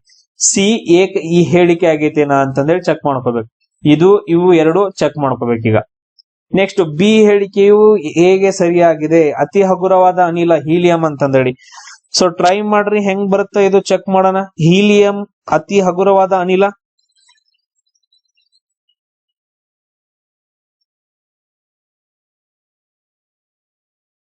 ನಮಗ್ ಮೂಲ ವಸ್ತುಗಳಲ್ಲಿ ಗೊತ್ತೈತ್ರಿ. ಫಸ್ಟ್ ಏನಂತಂದ ಹೇಳಿದ್ರೆ ಹೈಡ್ರೋಜನ್ ರೀ. ಅತ್ಯಂತ ಹಗುರವಾದ ಅನಿಲ ಯಾವ್ದಂತಂದ ಹೇಳಿದ್ರೆ ಹೈಡ್ರೋಜನ್ ರೀ. ಅದಾದ ನಂತರ ನೆಕ್ಸ್ಟ್ ಎರಡನೇ ಪ್ಲೇಸ್ ಅಲ್ಲಿ ಏನೈತೆ ಅಂದ್ರೆ ಹೀಲಿಯಂ ಐತ್ರಿ. ಸೊ ಅದಕ್ಕೋಸ್ಕರ ಬಿ ಆಪ್ಷನ್ ಬರಂಗಿಲ್ರಿ. ಉಳಿದದ್ದೆಲ್ಲ ಬಿಡ್ರಿ. ಈಗ ನೋಡ್ರಿ ಬಿ ಆಪ್ಷನ್ ಎಲ್ಲೆಲ್ಲ ಐತಿ ನೋಡ್ರಿ, ಇಲ್ಲಿ ಬಿ ಆಪ್ಷನ್ ಐತೆ, ಆಮೇಲೆ ಇಲ್ಲೂ ಬಿ ಆಪ್ಷನ್ ಐತೆ, ಇಲ್ಲೂ ಬಿ ಆಪ್ಷನ್ ಐತೆ, ಎಲ್ಲಾ ಹೋಗ್ತಾವ. ಓನ್ಲಿ ಲಾಸ್ಟ್ ಒನ್ ಉಳಿಯುತ್ತೆ. ಎ ಸರಿ ಆಗೈತೆ, ಆಮೇಲೆ ಸಿ ಯು ಎಗೆ ಸರಿಯಾದ ವಿವರಣೆ ಆಗೈತೆ ಅಂತಂದೇಳಿ. ಎಲ್ಲಾ ಕಡೆ ಬಿ ಐತೆ. ಆಮೇಲೆ ಯಾಕೆ ಇದು ಮಾಡದೆ ಡಿಲೀಟ್ ಮಾಡದೆ. ಹೀಲಿಯಂ ಅತಿ ಹಗುರವಾದ ಅನಿಲ ಅಂತ ಹೇಳ್ಯಾರ್ರಿ ಸರ್. ನಮ್ಗೆ ಎಲ್ಲಾ ಏನ್ ಗೊತ್ತೈತ್ರಿ, ಹೈಡ್ರೋಜನ್ ಅತ್ಯಂತ ಹಗುರವಾದ ಅನಿಲ. ಕರೆಕ್ಟ್ ಅಲ್ಲ? ಥಿಂಕ್ ಮಾಡಿದ್ರ ಹೈಡ್ರೋಜನ್, ಹೀಲಿಯಂ ಬರಂಗಿಲ್ಲ. ಸೊ ಇಲ್ಲಿ ನೆಕ್ಸ್ಟ್ ಕ್ವಶನ್ ನೋಡ್ರಿ, ಈ ಹೇಳಿಕೆಗಳಲ್ಲಿ ನೀರಿನ ಕುದಿಯುವ ಬಿಂದು ಬಗ್ಗೆ ತಪ್ಪಾದ ಹೇಳಿಕೆಯನ್ನ ಗುರುತು ಮಾಡ್ಬೇಕು. ತಪ್ಪಾದ ಹೇಳಿಕೆ, ಇದ್ರಲ್ಲಿ ತಪ್ಪಾದ ಹೇಳಿಕೆ ನೋಡ್ರಿ, ನಾವು ಆಪ್ಷನ್ಸ್ ಗಳನ್ನ ಚೆಕ್ ಮಾಡಿದ್ರೆ ಸಿ ಐತ್ರಿ, ಸಿ ಐತಿ, ಆಮೇಲೆ ಸಿ ಐತಿ. ಅಂದ್ರ ಇಲ್ಲಿ ಸಿ ಏನಂತಂದ ಹೇಳಿದ್ರೆ ರಾಂಗ್ ಐತೆ. ತಪ್ಪಾದ ಹೇಳಿಕೆ ಯಾವ್ದಂತಂದ ಹೇಳಿದ್ರೆ ಸಿ ಅಂತಂದ ಹೇಳ್ತೀವಿ. ಎಲ್ಲಾ ಕಡೆಗೆ ಐತೆ. ತಪ್ಪಾದ ಹೇಳಿಕೆ ಯಾವ್ದು? ಸಿ. ನೀರಿನ ಕುದಿಯುವ ಬಿಂದು ಯಾವಾಗ್ಲೂ 100°C ಇರಂಗಿಲ್ಲ, ಅದು ಬದಲಾಗತ್ತ. ಇಲ್ಲಿ ಏನ್ ಕೊಟ್ಟಿದ್ದಾನ, ಬದಲಾಗುವುದಿಲ್ಲ ಅಂತಂದೇಳಿ. ಅದು ತಪ್ಪಾದ ಹೇಳಿಕೆ. ಆಮೇಲೆ ಎಲ್ಲಾ ಆಪ್ಷನ್ಸ್ ಗಳಲ್ಲಿ ಸಿ ಇರೋದ್ರಿಂದ ನಾ ಏನ್ ಮಾಡಿದ್ನಿ, ಆನ್ಸರ್ ಹಾಕ್ದೆ. ಅದಾದ ನಂತರ ನೆಕ್ಸ್ಟ್ ನೋಡ್ರಿ, ಈಗ ನೆಕ್ಸ್ಟ್ ನೋಡ್ರಿ, ನೀರಿನ ಕುದಿಯುವ ಬಿಂದು ಎತ್ತರಕ್ಕೆ ಹೋದಂಗ ಬದಲಾಗತ್ತ ಅಂತಂದೇಳಿ. ಈಗ ನೋಡ್ರಿ, ಈಗ ನೆಲದ ಮೇಲೆ ಒಂಥರ ಇರತ್ತ, ಅದ ನೀವು ಹಿಮಾಲಯ ಪರ್ವತದ ಮೇಲೆ ಹೋಗಿ ನೀರು ಕುರ್ಸಾಕತ್ರ ಅಂತಂದ ಹೇಳಿದ್ರೆ ಅಲ್ಲಿ ಬೇರೆ ಇರುತ್ತೆ. ಎಲ್ಲಾ ಚೇಂಜಸ್ ಇರುತ್ತೆ. ಯಾಕಂತಂದ ಹೇಳಿದ್ರೆ ಎತ್ತರ ಹೆಚ್ಚಾದಂಗೆ ಹೆಂಗಾಗತ್ತ ಅಂತಂದ ಹೇಳಿದ್ರೆ ಟೆಂಪರೇಚರ್ ಅದು ಇದು ಎಲ್ಲ ಚೇಂಜ್ ಆಗತ್ತೆ. ಅದಕ್ಕೋಸ್ಕರ ಎ ಕರೆಕ್ಟ್ ಆಗೈತೆ. ಎ ಅಂತಂದ ಹೇಳಿದ್ರೆ ಕರೆಕ್ಟ್ ಆದ, ತಪ್ಪಾದ ಹೇಳಿಕೆ ಎಲ್ಲ ಎ ಕರೆಕ್ಟ್ ಐತೆ. ಎ ಎಲ್ಲೆಲ್ಲ ಐತೆ ನೋಡ್ರಿ, ಇಲ್ಲಿ ಐತೆ ಎ. ಅದನ್ನ ತೆಗೆದು ಹಾಕ್ತಿವಿ ಆಪ್ಷನ್ ಅನ್ನ. ನೆಕ್ಸ್ಟ್, ನೀರಿನ ಕುದಿಯುವ ಬಿಂದು ಆವಿಯಾಗದ ದ್ರವ್ಯಗಳು. ಅಂದ್ರ ನೀರಿನೊಳಗಡೆ ಏನಾದ್ರೂ ಆವಿಯಾಗದ ದ್ರವ್ಯಗಳನ್ನ ಹಾಕಿದ್ರ ಅದ್ರ ಕುದಿಯೋ ಬಿಂದು ಜಾಸ್ತಿ ಆಗತ್ತಂತಂದೇಳಿ. ಈಗ ನಾರ್ಮಲ್ ನೀರ್ ಇರುತ್ತೆ, ಆ ನಾರ್ಮಲ್ ನೀರಲ್ಲಿ ಏನಾದ್ರೂ ಹಾಕ್ರಿ, ಎಕ್ಸ್ಟ್ರಾ ಹಾಕಿದ್ರಿ ಅಂತಂದ ಹೇಳಿದ್ರೆ ಅವಾಗ ಕುದಿಯೋ ಬಿಂದು ಏನಾಗತ್ತೆ, ಜಾಸ್ತಿ ಆಗತ್ತೆ ಆಟೋಮೆಟಿಕ್ ಆಗಿ. ಸೊ ಬಿ ಕೂಡ ಕರೆಕ್ಟ್ ಐತೆ. ಅಂದ್ರೆ ಈ ಕೂಡ ಆಪ್ಷನ್ ಬರಂಗಿಲ್ಲ, ಇಲ್ಲೂ ಬಿ ಐತಿ ಬರಂಗಿಲ್ಲ. ಸಿ ಮತ್ತು ಡಿ ಏನಂತಂದ್ರೆ ಹೇಳಿದ್ರೆ ಇಲ್ಲಿ ರಾಂಗ್ ಆಗ್ತಾವ, ಒಂದ ಉಳಿತು. ಜನರಲ್ ಆಗಿ ಇದು ಸೈನ್ಸ್ ಎಲ್ಲ ಏನಂತಂದ ಹೇಳಿದ್ರೆ ಅಪ್ಲಿಕೇಶನ್ಸ್ ಗಳನ್ನ ಜನರಲ್ ಆಗಿ ಥಿಂಕ್ ಮಾಡ್ರಿ. ನೆಕ್ಸ್ಟ್ ನೋಡ್ರಿ, ಇಲ್ಲಿ ಮಾನವನ ಜೀರ್ಣಕ್ರಿಯೆ ಬಗ್ಗೆ ಕೇಳಿದಾನ. ಇವುಗಳನ್ನ ನಾವು ಕ್ರಮಾನುಗತವಾಗಿ ಬರಿಬೇಕಂತಂದೇಳಿ. ಹೀರುವಿಕೆ, ಜೀರ್ಣಿಸುವಿಕೆ, ಸ್ವಾಂಗೀಕರಣ, ಹೊರಹಾಕುವಿಕೆ, ಸ್ವೀಕರಣೆ ಅಂತಂದ ಹೇಳಿ ಇಲ್ಲಿ ಏನೇನೋ ಕೊಟ್ಟಿದಾನ. ಇದನ್ನ ನಮಗ್ ಗೊತ್ತಿರೋದು ಮಾನವನ ಜೀರ್ಣಕ್ರಿಯೆ ಪ್ರಕಾರ. ನೀವೆಲ್ಲಾದ್ರೂ ನಂದು ಆಗ್ಲೇ ಕ್ಲಾಸ್ ನೋಡಿದ್ರಿ ಅಂತಂದ ಹೇಳಿದ್ರೆ ಒಂದ್ ನಿಮಿಷ ನಿಮ್ಗೆ ಹೇಳ್ಕೊಟ್ಟಿದೀನಿ ಏನೇನ್ ಬರತ್ತ ಜೀರ್ಣಕ್ರಿಯೆಯಲ್ಲಿ. ಸೊ ಇವಾಗ ತಿನ್ನೋದ್ರಿಂದ ಹಿಡ್ಕೊಂಡು ಕೊನೆಗೆ ಏನಂತಂದ್ರೆ ಸಂಡಾಸ್ ಮಾಡೋವರ್ಗು, ಅಂದ್ರೆ ನೀವು ಟಾಯ್ಲೆಟ್ ಹೋಗೋವರ್ಗು. ಸೊ ಹೊರ ಹಾಕುವಿಕೆ ಲಾಸ್ಟ್ ಆಗತ್ತಲ್ಲ, ಆಪ್ಷನ್ ಡಿ ಏನಂತಂದ ಹೇಳಿದ್ರೆ ಲಾಸ್ಟ್ ಆಗತ್ತೆ. ಹೊರ ಹಾಕೋದ್ ಲಾಸ್ಟ್ ಮಾನವನ ಜೀರ್ಣಕ್ರಿಯೆ ಒಳಗಡೆ. ಎಲ್ರು ನಂಬ್ತೀರಿ, ಉಳಿದ್ ನನಗೆಲ್ಲ ಗೊತ್ತಿಲ್ಲ. ಆಪ್ಷನ್ ಡಿ ಎಲ್ಲೈತ್ ನೋಡ್ರಿ ಲಾಸ್ಟ್ ಆಪ್ಷನ್ ಡಿ ಎರಡ್ ಕಡೆ ಐತೆ. ಈ ಎರಡು ಆಪ್ಷನ್ಸ್ ಗಳನ್ನ ನಾನು ತೆಗೆದು ಹಾಕಿದೆ. ಎರಡು ಆಪ್ಷನ್ಸ್ ಗಳನ್ನ ಏನ್ ಮಾಡಿದ್ನಿ, ತೆಗೆದು ಹಾಕಿದ್ನಿ. ಸೊ ಇನ್ನ 2 and 4 ಒಳಗಡೆ ಯಾವ್ದು ಕರೆಕ್ಟ್ ಐತ್ ನೋಡ್ರಿ, ಜಸ್ಟ್ ಚೆಕ್ ಮಾಡ್ರಿ. ಇಲ್ಲಿ ಫಸ್ಟ್ ಇ ಬರೈತಿ, ಇಲ್ಲಿ ಫಸ್ಟ್ ಬಿ ಬರೈತಿ, ಇಲ್ಲಿ ಯಾವ ಐತಿ, ಇಲ್ಲಿ ಇ ಐತಿ, ಆಮೇಲೆ ಬಿ ಐತಿ. ಈಗ ನಾವು ಏನ್ ಮಾಡ್ತೀವಿ, ಫಸ್ಟ್ ಏನ್ ಮಾಡ್ತೀವಿ, ಜೀರ್ಣ ಆಗತ್ತ ಅಥವಾ ಸ್ವೀಕರಣೆ ಮಾಡ್ತೀವಿ. ಸರ್ ಜೀರ್ಣ ಏನಂತಂದ್ರೆ ಹೊಟ್ಯಾಗ ಹೋಗಿ ಆಗತ್ತ, ಅಂದ್ರೆ ಇದು ಮಿಡಲ್ ಪ್ರೊಸೆಸ್, ಇದು ಮಿಡಲ್ ಅಲ್ಲಿ ಬರೋ ಪ್ರೊಸೆಸ್. ಅಂದ್ರೆ ಫಸ್ಟ್ ಏನಂತಂದ್ರೆ ಈ ಬರುತ್ತೆ, ಆಪ್ಷನ್ 2 ಕರೆಕ್ಟ್. ಜನರಲ್ ಆಗಿ ನೋಡ್ರಿ, ಫಸ್ಟ್ ಏನ್ ಮಾಡ್ತೀವಿ, ಸ್ವೀಕರಣೆ ಮಾಡ್ತೀವಿ. ಅದಾದ ನಂತರ ನೆಕ್ಸ್ಟ್ ಏನ್ ಮಾಡ್ತೀವಿ ಅಂತಂದ ಹೇಳಿದ್ರೆ ಜೀರ್ಣಿಸುವಿಕೆ ಮಾಡ್ತೀವಿ. ಅದಾದ ನಂತರ ನೆಕ್ಸ್ಟ್ ಹೀರುವಿಕೆ ಆಗತ್ತ, ಅಂದ್ರೆ ನಾ ಹೇಳಿದ್ನಲ್ಲ ವಿಟಮಿನ್ಸ್ ಗಳು ಅವೆಲ್ಲ ಹೀರಿಕೆ ಆಗತ್ತ. ನೆಕ್ಸ್ಟ್ ಸ್ವಾಂಗೀಕರಣ ಅಂತಂದ ಹೇಳ್ತೀವಿ. ಲಾಸ್ಟ್ ಏನಂದ್ರೆ ಹೊರ ಹಾಕುವಿಕೆ. ನೆಕ್ಸ್ಟ್ ಕ್ವಶನ್ ನೋಡ್ರಿ ಏನೈತೆ ಅಂತಂದ ಹೇಳಿ ನಾವು ಹೊಂದಿಸಿ ಬರಿಬೇಕು. ಫಸ್ಟ್ ಪರಿಸರ ಸಂರಕ್ಷಣಾ ಕಾಯ್ದೆ, ವಾಯು ಮಾಲಿನ್ಯ ಕಾಯ್ದೆ, ಜಲ ಮಾಲಿನ್ಯ ಕಾಯ್ದೆ, ಆಮೇಲೆ ಮಾಂಟ್ರಿಯಲ್ ಪ್ರೋಟೋಕಾಲ್ ಅಂತಂದೈತೆ. ನನ್ನ ಕ್ಲಾಸಸ್ ಗಳನ್ನ ನೋಡಿದವ್ರಿಗೆ ಇದು ಈಸಿ ಆಗಿರುತ್ತೆ, ಯಾಕಂತಂದ ಹೇಳಿದ್ರೆ ನಿಮ್ಗೆ ಆಲ್ರೆಡಿ ಆನ್ಸರ್ ಗೊತ್ತಿರುತ್ತೆ. ಇದು ನಾನು ಆಲ್ರೆಡಿ ಇವುಗಳನ್ನ ಹೇಳಿದೀನಿ, ಇವಾಗ ಬರ್ತಾವ ಅಂತಂದೇಳಿ. ಈಗ ನಾನು ಏನ್ ಹೇಳ್ತೀನಿ ಅಂತಂದ ಹೇಳಿದ್ರೆ ಈಗ ಚೆಕ್ ಮಾಡ್ತೀನಿ ಆಪ್ಷನ್ಸ್ ಗಳನ್ನ. ನನಗೆ ಗೊತ್ತಿಲ್ಲ, ಕೆಲವೊಂದು ಕನ್ಫ್ಯೂಷನ್ಸ್ ಇದಾವ. ಆಪ್ಷನ್ ಎ ಏನೈತೆ ಅಂತಂದ ಹೇಳಿದ್ರೆ ಇಲ್ಲಿ 3-3 ಅಂತಂದೈತೆ. A33 ಬರ್ಬೋದು ಅಥವಾ A44 ಬರ್ಬೋದು, A44 ಬರ್ಬೋದು. ಏದೇನಂತಂದ ಹೇಳಿದ್ರೆ ಅಥವಾ 3 ಬರ್ಬೋದು ಅಥವಾ 4 ಬರ್ಬೋದು ಅಂತಂದ ಹೇಳಿ. ಸೊ ಇಲ್ಲಿ ನಾನು ಡಿಸ್ಕಷನ್ ಮಾಡುವಾಗ ಏನಂತಂದ ಹೇಳಿದ್ರೆ ಇಲ್ಲಿ ನೋಡ್ರಿ, ಏದೇನಂತಂದ ಹೇಳಿದ್ರೆ 1986-91 ಐತೆ. ನಾವು ಡಿಸ್ಕಷನ್ ಮಾಡುವಾಗ ನನ್ ಕ್ಲಾಸ್ ನೋಡಿದ್ರೆ ಅಂತಂದ ಹೇಳಿದ್ರೆ 1986 ಅಂತಂದ ಹೇಳಿ ಡಿಸ್ಕಷನ್ ಮಾಡಿದನ್. A3 ಅಂತಂದ ಹೇಳ್ತೀವಿ, A3 ಅಂತಂದ ಹೇಳಿ ಕರೆಕ್ಟ್ ಆಗತ್ತ. ಓಕೆ, ಉಳಿದದ್ದೆಲ್ಲ ಏನಂತಂದ ಹೇಳಿದ್ರೆ ಇವೆಲ್ಲ ರಾಂಗ್ ಆದ್ವು. ಇನ್ನು ನೆಕ್ಸ್ಟ್ ನೋಡ್ರಿ, ಬೆಸ್ಟ್ ಎಕ್ಸಾಂಪಲ್. ಈಗ ನಾವು ಇದನ್ನ ತಗೊಂಡ ನಂತರ ಇವನ್ನೆಲ್ಲ ಬಿಟ್ಬಿಡ್ಬೇಕು, ಇವೆಲ್ಲ ನಮಗ್ ಸಂಬಂಧ ಇಲ್ಲ. ಇವನ್ ಚೆಕ್ ಮಾಡಿದಾಗ ಇಲ್ಲಿ ನೋಡ್ರಿ B4 ಅಂತಂದೈತೆ, B4 ಅಂತಂದೈತೆ. ಅಂದ್ರೆ ಇಲ್ಲಿ 100% B4 ಸಂಬಂಧ ಐತೆ. ಬಿ ಏನಂತಂದ್ರೆ 4 ಸಂಬಂಧ ಬರುತ್ತ. ಕ್ಲಿಯರ್? 1981ರಲ್ಲಿ. ಅದಾದ ನಂತರ ನೆಕ್ಸ್ಟ್ ಇವು 2 ಆನ್ಸರ್ಸ್ ಗಳನ್ನ ನಾನು ತೆಗೆದೆ. ಆಮೇಲೆ ಇನ್ನೊಂದು ನಿಮ್ಗೆ ಮಾಂಟ್ರಿಯಲ್ ಪ್ರೋಟೋಕಾಲ್ ಬಗ್ಗೆ ಹೇಳೋಣ. ಕೆಲವೊಂದು ಪ್ರೋಟೋಕಾಲ್ ಗಳನ್ನ ನೆನ್ಪಿಟ್ಕೊಡ್ರು ಅಂತಂದೇಳಿ. ಯಾವಾಗ ಸ್ಟಾರ್ಟ್ ಆಗತ್ತ? 1989ರಲ್ಲಿ. ಮಾಂಟ್ರಿಯಲ್ ಪ್ರೋಟೋಕಾಲ್ ಯಾವಾಗ ಅಂತಂದ ಹೇಳಿದ್ರೆ 1989ರಲ್ಲಿ ಬರುತ್ತೆ, D1 ಅಂತಂದೇಳಿ. ಸೊ ಇದ್ರೊಳಗೆ ನೋಡ್ರಿ D1 ಕರೆಕ್ಟ್ ಆಗತ್ತ. ಇಲ್ಲ ನೀವು ಡೈರೆಕ್ಟ್ ಆಗಿ ಮಾಂಟ್ರಿಯಲ್ ಪ್ರೋಟೋಕಾಲ್ ಒಂದ ನೆನಪಿತ್ತು ಅಂತಂದ ಹೇಳಿದ್ರೆ ನೀವು ಎಲ್ಲಾನು ಎಲಿಮಿನೇಟ್ ಮಾಡಬಹುದು. ಇಲ್ಲಿ ಬರಂಗಿಲ್ಲ, ಇದು ಬರಂಗಿಲ್ಲ, ಇದು ಬರಂಗಿಲ್ಲ. ಸೊ ಆಪ್ಷನ್ ಏನಂತಂದ ಹೇಳಿದ್ರೆ 1 ಕರೆಕ್ಟ್ ಆಗತ್ತೆ. A3, B4, C2 ಜಲ ನಿಯಂತ್ರಣ ಕಾಯ್ದೆ ಏನಂತಂದ ಹೇಳಿದ್ರೆ 1970. ಈ ರೀತಿಯಾಗಿ ನೀವು ಮಾಡ್ಕೋಬಹುದು. ಎಸ್, ನೆಕ್ಸ್ಟ್ ನೋಡ್ರಿ, ನಾನು ಆರ್ಗನೈಸೇಷನ್ ಹೇಳಿದನಲ್ಲ, ಇನ್ನು ಟೈಮ್ ಐತೆ. ಆರ್ಗನೈಸೇಷನ್ಸ್ ಗಳು, ಮಾಂಟ್ರಿಯಲ್ ಪ್ರೋಟೋಕಾಲ್ಸ್ ಗಳು, ಆಮೇಲೆ ಕಾನ್ಫರೆನ್ಸಸ್, ಅದಾದ ನಂತರ ನೆಕ್ಸ್ಟ್ ಕೆಲವೊಂದು ಅವಾರ್ಡ್ಸ್ ಗಳು, KEA ಫೇವ್ರೇಟ್ ವಿಡಿಯೋಸ್ ಗಳು ಅಂತಂದ ಹೇಳಿ ನಂದು ಯೂಟ್ಯೂಬ್ ಅಲ್ಲಿ ಇದಾವ, ತೆಗದ್ ನೋಡ್ರಿ. ಅವಾರ್ಡ್ ಜಾಸ್ತಿ ಬಂದಿದಾವ ನೋಡ್ರಿ. ಇಲ್ಲಿ ನೋಡ್ರಿ, ಎಂಡೇಂಜರ್ಡ್, ಥ್ರೆಟನ್ಡ್, ಅಳಿವಿನಂಚಿನಲ್ಲಿರುವ ಅಂತಂದ ಹೇಳಿ ಬಂದ್ರೆ ನಾನು ಡೈರೆಕ್ಟ್ ಆಗಿ ನಿಮ್ಗೆ ಹೇಳಿ IUCN ಅಂತಂದ ಹೇಳಿ, IUCN ಲಿಸ್ಟ್ ಅನ್ನ ಬಿಡುಗಡೆ ಮಾಡತ್ತಂತಂದ್ರೆ ಉಳಿದದ್ದು ಯಾವ ಬೇಡ. ಯಾಕಂತಂದ ಹೇಳಿದ್ರೆ ಇವೆಲ್ಲ ಬರೋದಿಲ್ಲ. IU ಅಂತಂದ ಹೇಳಿದ್ರೆ ಇದು ಬರುತ್ತೆ, IUCN ಅಂತಂದ ಹೇಳಿ. ಇಂಟರ್ನ್ಯಾಷನಲ್ ಪ್ರಕಾರ WWF ಬರಂಗಿಲ್ಲ, WWF ಬೇರೆ ಇದು. ಅದಾದಂದ್ರೆ ಇವನ್ನೆಲ್ಲ ನೋಡಿದ್ರೆ ಅಂತಂದ ಹೇಳಿದ್ರೆ ಇವು ಸಂಬಂಧನ ಇಲ್ಲ ಇದಕ್ಕೆ. ಅಪಾಯಕ್ಕೊಳಗಾದ, ಸಂಭವಿಸಿರುವ, ಭಯದಲ್ಲಿರುವ, ಅಳಿವಿನಂಚಿನಲ್ಲಿರುವ ಅಂತಂದ ಹೇಳಿದ್ರೆ ಇಂಟರ್ನ್ಯಾಷನಲ್ ಅಂತಂದ ಹೇಳಿ ಥಿಂಕ್ ಮಾಡ್ಬೇಕು. ಇಂಟರ್ನ್ಯಾಷನಲ್ ಅಂತಂದ ಹೇಳಿದ್ರೆ ಏನ್ ಬರ್ಬೇಕು? I ಬರ್ಬೇಕು. ಇಲ್ಲ ಅಂತಂದ ಹೇಳಿದ್ರೆ ಯೂನಿಯನ್ ಅಂತಂದ ಹೇಳಿ ಬರ್ಬೇಕು, ಯುನೈಟೆಡ್ ನೇಷನ್ಸ್ ಅಂತಂದ ಹೇಳಿ ಬರ್ಬಹುದು, UN ಅಂತಂದ ಹೇಳಿ ಬರ್ಬೇಕು. ಇಲ್ಲ I ಇಂದ ಸ್ಟಾರ್ಟ್ ಆಗ್ಬೇಕು. ಇಂಟರ್ನ್ಯಾಷನಲ್ ಇಂಥವ್ ಆರ್ಗನೈಸೇಷನ್ ಬಂದ ಇಲ್ಲಿ ಯಾವೂ ಇಲ್ಲ. IUCN ಅಂತಂದ ಹೇಳಿ ಒಂದೈತೆ, ಅದಕ್ಕೋಸ್ಕರ ಅದನ್ನ ನಾನು ಡೈರೆಕ್ಟ್ ಆಗಿ ಆನ್ಸರ್ ಹಾಕಿದೆ. ಎಸ್, ಇಲ್ಲಿ ನೋಡ್ರಿ, ತ್ರಿಕೋನ ಏನ್ ಮಾಡತ್ತಂದ್ರ ಮಹಿಳೆಯರನ್ನ ಸೂಚಿಸುತ್ತೆ. ಇಲ್ಲಿ ಏನೈತಿ, ಇದು ತ್ರಿಕೋನ ಏನಂತಂದ್ರೆ ಈ ರೀತಿಯಾಗಿರೋದು ಮಹಿಳೆಯರನ್ನ ಸೂಚಿಸುತ್ತ. ನೆಕ್ಸ್ಟ್ ವೃತ್ತ ಏನೈತಲ್ಲ, ಇವರೆಲ್ಲ ಮ್ಯಾರೇಜ್ ವಿವಾಹಿತರು. ಆಯತ ಏನೈತಲ್ಲ, ಇದು ಉದ್ಯೋಗಸ್ಥರು. ಈಗೇನ್ ಕೇಳ್ಯಾರ? ಉದ್ಯೋಗಸ್ಥರಾಗಿರದ ಅಂತ ಕೇಳ್ಯಾರ. ರಾಗಿರದ ಅಂತಂದ ಹೇಳಿದ್ರೆ ನಾವು ಇದನ್ನ ಇದೇನೈತ್ಲಾ ರೆಕ್ಟಾಂಗಲ್, ಇದನ್ನ ಬಿಟ್ಟು ಬಿಡ್ಬೇಕು. ಈ ನಂಬರ್ ನ ತಗೊಳಂಗಿಲ್ಲ, ಬಿಟ್ಟು ಬಿಡ್ಬೇಕು. ಇದನ್ನ ಕಂಪ್ಲೀಟ್ ಆಗಿ ಏನಂತಂದ ಹೇಳಿದ್ರೆ ಇದೇನೈತ್ಲಾ ಇದನ್ನೆಲ್ಲವನ್ನ ಬಿಟ್ಟು ಬಿಡ್ಬೇಕಿದ್. ಎಸ್, ಬಿಟ್ರಲ್ಲ. ಎಸ್, ಅದಾದ ನಂತರ ನೆಕ್ಸ್ಟ್ ನೋಡ್ರಿ, ವಿವಾಹಿತ ಮಹಿಳೆಯರನ್ನ ಅಂದ್ರೆ ಪಾಸಿಟಿವ್ ಐತೆ. ವಿವಾಹಿತ ಮಹಿಳೆಯರು ಯಾರು? ಸರ್ಕಲ್ ಇದ್ದಾರ್ರಿ. ಇನ್ ಸರ್ಕಲ್ದಾಗ ಯಾರ್ಯಾರು ಉಳಿದ್ರು? ಉಳಿದ್ರು ನೋಡ್ರಿ ಸರ್ಕಲ್ದಾಗ. ಇನ್ನೇನಂತಂದ್ರೆ ಇಷ್ಟು ಜನ ಉಳಿದ್ರು ಸರ್ಕಲ್ದಾಗ. ಇವರೆಲ್ಲ ವಿವಾಹಿತರು ಅಂತಂದ ಹೇಳ್ತೀವಿ. ವಿವಾಹಿತರು ಪ್ರತಿನಿಧಿಸುವ ಸಂಖ್ಯೆಗಳ ಹೆಸರೇನು? ಅದ್ರಲ್ಲಿ ಏನಂತಂದ ಹೇಳಿದ್ರೆ ವಿವಾಹಿತರು ಅಂತಂದ ಹೇಳಿದ್ರೆ ಪರ್ಟಿಕ್ಯುಲರ್ ಆಗಿ ನೋಡ್ರಿ, ವೃತ್ತ ಏನಂತಂದ ಹೇಳಿದ್ರೆ ವಿವಾಹಿತರನ್ನ ತೋರ್ಸುತ್ತ. ಅದ್ರಲ್ಲಿ ಏನ್ ಬೇಕು? ನಂಗು ವಿವಾಹಿತ ಮಹಿಳೆಯರು ಬೇಕು. ಮಹಿಳೆಯರು ಎಷ್ಟು ಜನ ಇದಾರ? ಇಷ್ಟ ಜನ ಅದಾರ. ಮಹಿಳೆಯರು ಏನಂತಂದ್ ಹೇಳಿದ್ರೆ ಇಷ್ಟು ಜನ ಅದಾರ ಅಷ್ಟ ಟ್ರಯಾಂಗಲ್ ಅಲ್ಲಿ. ಇವ್ರು ಉಳ್ದವ್ರು ಏನಂತಂದ್ ಹೇಳಿದ್ರೆ ಮಹಿಳೆಯರಲ್ಲ, ಅವ್ರು ಪುರುಷರು ಇರಬಹುದು. ಸೊ ಅಂದ್ರೆ ಈ ಮಹಿಳೆಯರಲ್ಲಿ ವಿವಾಹಿತರು ಎಷ್ಟು ಜನ ಅದಾರ? ಇಲ್ಲಿ 4 ಜನ, ಇಲ್ಲಿ 2 ಜನ, 6 ಜನ. ಅದ್ರ ನಮ್ದು ಆನ್ಸರ್ ಎಷ್ಟಾಗತ್ತ? 6 ಆಗತ್ತ. ನೋಡ್ರಿ ಈ ಕ್ವಶನ್ ನೋಡ್ರಿ, ತ್ರಿಭುಜದ ಕೋನಗಳು ಹಿಂಗಿದಾವ, ಆಮೇಲೆ ತ್ರಿಭುಜದ ಅನುಪಾತದಲ್ಲಿ ಇದಾವ, ಅವ್ನ ನಾವು ಕಂಡು ಹಿಡ್ಕೋಬೇಕು ಎಷ್ಟನೇ ಅನುಪಾತದಾಗಿದಾವ ಅಂತಂದೇಳಿ. ಏನಿಲ್ಲ, ಇವುಗಳನ್ನೆಲ್ಲ ಡಿವೈಡ್ ಮಾಡ್ಕೊಂತ ಹೋಗ್ಬೇಕು. ಡಿವೈಡ್ ಮಾಡ್ರಿ ಇದನ್ನ. 5 9 45, 5 6 30, ಅದಾದ ನಂತರ 5 2 10, 5 1 5. ನೆಕ್ಸ್ಟ್ ಇನ್ನು ಡಿವೈಡ್ ಆಗತ್ತೆ ನೋಡ್ರಿ, ಇದು 9 6 21 ಐತೆ. 9 6 21, 3 3 9, 3 2 6, 3 7 21, 3:2:7 ಅಂತಂದ್ ಬರುತ್ತೆ. ಸೊ ಫಸ್ಟ್ ಒನ್ನೇ ಕರೆಕ್ಟ್. ನೀವು ಉಳಿದನ್ನ ಟ್ರೈ ಮಾಡ್ರಿ, ಬರಂಗಿಲ್ಲ. ಸೊ ಡಿವೈಡ್ ಮಾಡ್ಕೊಂತ ಹೋಗೋದ, ಅದನ್ನ ಸಿಂಪ್ಲಿಫೈ ಮಾಡ್ರಿ ಅಂತಂದ್ ಹೇಳಿದ್ರೆ ಒಂದ್ ಆನ್ಸರ್ ಬರುತ್ತೆ 3 2 7 ಅಂತಂದ್ ಹೇಳಿ. ಇದನ್ನ ಇಷ್ಟು ಕೊಟ್ರೆ ಮುಗಿದೋಯ್ತು. ಇಲ್ಲಿ ನೆಕ್ಸ್ಟ್ ನೋಡ್ರಿ, ಘಟಪ್ರಭಾ ನದಿ ಯಾವ ಜಲಪಾತವನ್ನ ಸೃಷ್ಟಿ ಮಾಡೈತೆ? ಗೋಕಾಕ್ ಜಲಪಾತವನ್ನ ಸೃಷ್ಟಿ ಮಾಡೈತೆ. ಸೊ ಆಪ್ಷನ್ ಎ ಎಲ್ಲೆಲ್ಲ ಐತೆ ನೋಡ್ರಿ, ಇಲ್ಲೆಲ್ಲ ಐತೆ, ಅವೆಲ್ಲ ಕರೆಕ್ಟ್. ಉಳಿದದ್ BCD ಏನಂತಂದ್ ಹೇಳಿದ್ರ ರಾಂಗ್ ಅಂತಂದ್ ಹೇಳ್ತೀವಿ. ಸೊ ಅದಾದ ನಂತರ ನೆಕ್ಸ್ಟ್ ಒಂದ್ ಚೆಕ್ ಮಾಡ್ರಿ.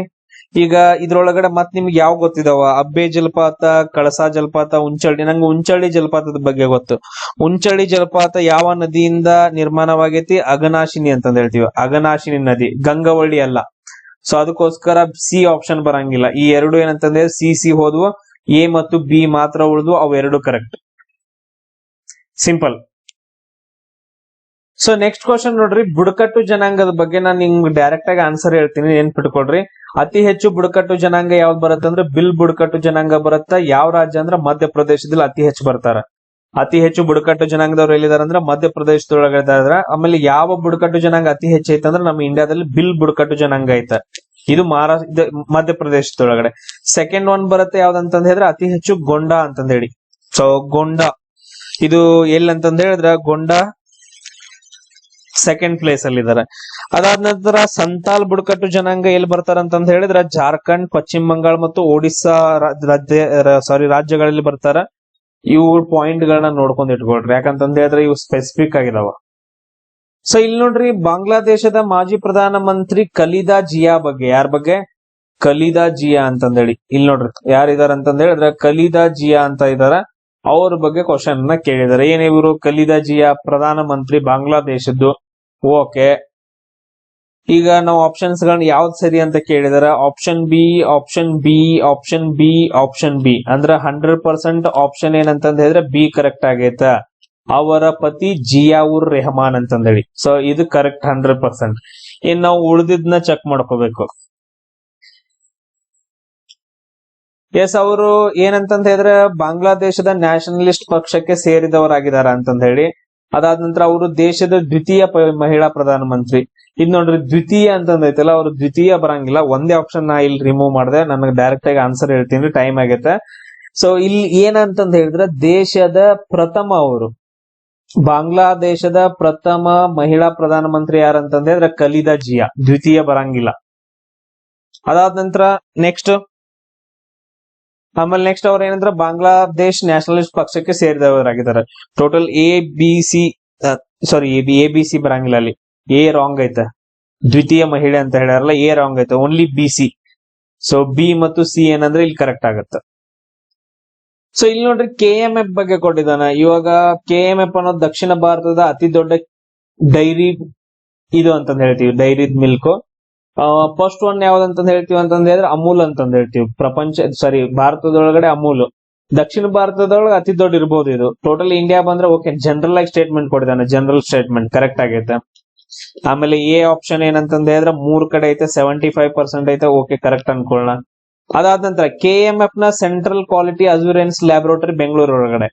ನಾನು ಒಪ್ಕೊಂತೀನಿ, ಒಂದು ಮಂಡ್ಯ ಇರ್ಬೋದು, ಇಲ್ಲ ಬೆಂಗಳೂರು ಇರ್ಬೋದು. ಈ ತರ ಹಿಂಗ್ ಜನರಲ್ ಸ್ಟೇಟ್ಮೆಂಟ್ ಕೊಟ್ಟ ಅಂತಂದ್ ಹೇಳಿದ್ರೆ ಬೆಂಗಳೂರಲ್ಲಿ ಇರ್ಬೋದು, ನಾನು ಒಪ್ಕೊಂತೀನಿ. ಸೊ ಸಿ ಏನಂತಂದ್ ಹೇಳಿದ್ರೆ ಕರೆಕ್ಟ್ ಬೆಂಗಳೂರಲ್ಲಿ ಐತೆ. ಯಾಕಂದ್ರೆ ಕರ್ನಾಟಕದ ಅತಿ ಹೆಚ್ಚು ಏನು ಬೆಂಗಳೂರು ಇರ್ತಾವ. ಅದಾದ ನಂತರ ಸೊ ಓಕೆ, 2 ಜನರಲ್ ಸ್ಟೇಟ್ಮೆಂಟ್ ಗಳನ್ನ ಕೊಟ್ಟು ಕರ್ನಾಟಕ ರಾಜ್ಯದಲ್ಲಿ 13 ಜಿಲ್ಲೆಗಳು ಅಂತಂದ್ ಹೇಳಿ ಹಿಂಗ್ ಕೊಟ್ಟಿದಾನ. 13 ಜಿಲ್ಲೆ, ಓನ್ಲಿ 13 ಅಟ್ಟದಾವ ನಮ್ಮಲ್ಲಿ. 13 ಮೇ ಬಿ ಜಾಸ್ತಿ ಇರಬಹುದು. ಸ್ಪೆಸಿಫಿಕ್ ಆಗಿ ಕೊಟ್ಟಿದಾನ ಅವ, ತುಂಬಾ ಸ್ಪೆಸಿಫಿಕ್ ಆಗಿ 13 ಅಂತ ಮೇಂಟೈನ್ ಮಾಡಿದಾನ ಈ ಜನರಲ್ ಸ್ಟೇಟ್ಮೆಂಟ್ ಒಳಗಡೆ. ನಾ ನಮ್ಮಂಗಿಲ್ಲ ಇದನ್ನ. ಸೊ ಅದಕ್ಕೋಸ್ಕರ ಬಿ ರಾಂಗ್ ಹಾಕ್ತೀನಿ. ನಾನು ರಿಸ್ಕ್ ತೊಳಂಗಿಲ್ಲ, ಬಿ ರಾಂಗ್ ಹಾಕ್ತೀನಿ. ಸೊ AC ಕರೆಕ್ಟ್ ಅಂತಂದ್ ಹಾಕೋತೀನಿ. ಅಂದ್ರ 2 ಜನರಲ್ ಸ್ಟೇಟ್ಮೆಂಟ್ ಗಳ ನಡುವೆ ಒಂದು ಸ್ಪೆಸಿಫಿಕ್ ಸ್ಟೇಟ್ಮೆಂಟ್ ಬಂದೈತೆ. ನಾನ್ ಥಿಂಕ್ ಮಾಡಕ್ ಈಗ ನೋಡ್ರಿ ನಿನ್ ದೋಸ್ತ ಆರಾಮಾಗಿ ಮಜಾ ಮಾಡ್ಕೊತಿದಾರೆ, ಇನ್ನೊಬ್ಬ ಬಂದ್ಬಿಡ್ತಾನ ಮಂಗ್ಯ ಮಗ, ಅವ್ ಹೆಂಗಿರ್ತಾನ ಅಂತಂದ್ರೆ ಬಾಳ್ ಕನ್ನಿಂಗ್ ಪರ್ಸನ್ ಇರ್ತಾನ. ಅವಾಗ ನೀವು ಅವ್ನ್ ನಂಬ್ತೀರ, ನಮ್ಮಂಗಿಲ್ಲಲ್ಲ. ಸೊ ಹಂಗ ನಾನು ಸ್ಪೆಸಿಫಿಕ್ ಆಗಿ ಕೊಟ್ಟಿದ ಅಂತ ಹೇಳಿದ್ರೆ ನಮ್ಮಂಗಿಲ್ಲ. ಎರಡು ಜನರಲ್ ಸ್ಟೇಟ್ಮೆಂಟ್ ನಡುವೆ ಒಂದು ಸ್ಪೆಸಿಫಿಕ್ ಆಗಿ ಕೊಟ್ಟಿದ್ದಾನ ಅಲ್ಲಿ. ಅದ ಎಲ್ಲಾದ್ರೂ ಒಂದ ಸ್ಟೇಟ್ಮೆಂಟ್ ಕೊಟ್ಟಿದ್ದ ಅಂತಂದ ಹೇಳಿದ್ರೆ, ಈಗ ನೋಡ್ರಿ 2 ಸ್ಟೇಟ್ಮೆಂಟ್ ಅದ. ಒಂದು ಲ್ಯಾಬ್ರೋಟರಿ ಬೆಂಗಳೂರದಾಗ ಐತೆ, ಇನ್ನೊಂದು 13 ಜಿಲ್ಲೆ ಅಂತ ಕೊಟ್ಟಿದ್ದ ಅಂತಂದ ಹೇಳಿದ್ರೆ ಪಕ್ಕಾನ 2 ಅಂತಂದ್ ಹೇಳ್ತಿದ್ದೆ. ಬಟ್ ಅದ್ರ ಅವ ಅಲ್ಲಿ ಹಂಗ್ ಕೊಟ್ಟಿಲ್ಲ. ಒಂದು ಎಲ್ಲಾ ಜನರಲ್ ಆಗಿ ಕೊಡ್ತಾನ, ಇಲ್ಲ ಒಂದು ಹಿಂಗ್ ಥಿಂಕ್ ಮಾಡ್ಬೇಕಷ್ಟ. ಸೊ ಇಲ್ಲಿ ನೋಡ್ರಿ ನೆಕ್ಸ್ಟ್ ಏನಂತಂದ ಹೇಳಿದ್ರೆ ಹೊಂದಿಸಿ ಬರೆಯ ರೀತಿ ಏಕಲವ್ಯ ಪ್ರಶಸ್ತಿ ವಿಜೇತರ ಬಗ್ಗೆ ಐತೆ. ಏಕಲವ್ಯ ಪ್ರಶಸ್ತಿ ಯಾರು ತಗೊಂಡ್ರ ಅಂತಂದೇಳಿ ಇದ್ರೊಳಗಡೆ ನೋಡ್ರಿ ಕ್ರಿಕೆಟ್ ಇವ್ರೆಲ್ಲ ಹೆಸರು ಕೊಟ್ಟಾರ. ರಾಬಿನ್ ಉತ್ತಪ್ಪ, ನನಗೊಬ್ಬ ಗೊತ್ತಿದಾನ, ರಾಬಿನ್ ಉತ್ತಪ್ಪ B1 ಅಂತಂದೇಳಿ ಕ್ರಿಕೆಟ್ ಗೆ ಸಂಬಂಧಪಟ್ಟವರು. ಇಲ್ಲಿ B1 ಎಲ್ಲಿ ನೋಡ್ರಿ, ಈ 2 ಪ್ರದೇಶಗಳಲ್ಲಿ B1 ಇದಾವ. ಇನ್ನು ಉಳಿದ 2 ನಾನು ಏನ್ ಮಾಡಿದೀನಿ ತೆಗೆದು ಹಾಕಿನಿ.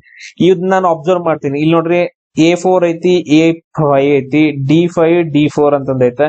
ಇಲ್ಲಿ ನೋಡ್ರಿ C2 ಅಂತಂದೈತಿ, C2 ಅಂತಂದೈತೆ. ಈ C2 ಅಂತಂದ್ ಹೇಳಿದ್ರೆ ಏನಾಯ್ತು, ಇವನು SK ಉತ್ತಪ್ಪ ಹಾಕಿ ಬಂದ್ರು. ಇನ್ನೇನೈತ್ ನೋಡ್ರಿ ಎ ಆಪ್ಷನ್ ಒಳಗಡೆ ಏನ್ ಕೊಟ್ಟಿದಾನ, ಒಂದು 4ನೇ ಆಪ್ಷನ್, ಇಲ್ಲ ಏನಂತಂದ್ ಹೇಳಿದ್ರೆ 5ನೇ ಆಪ್ಷನ್.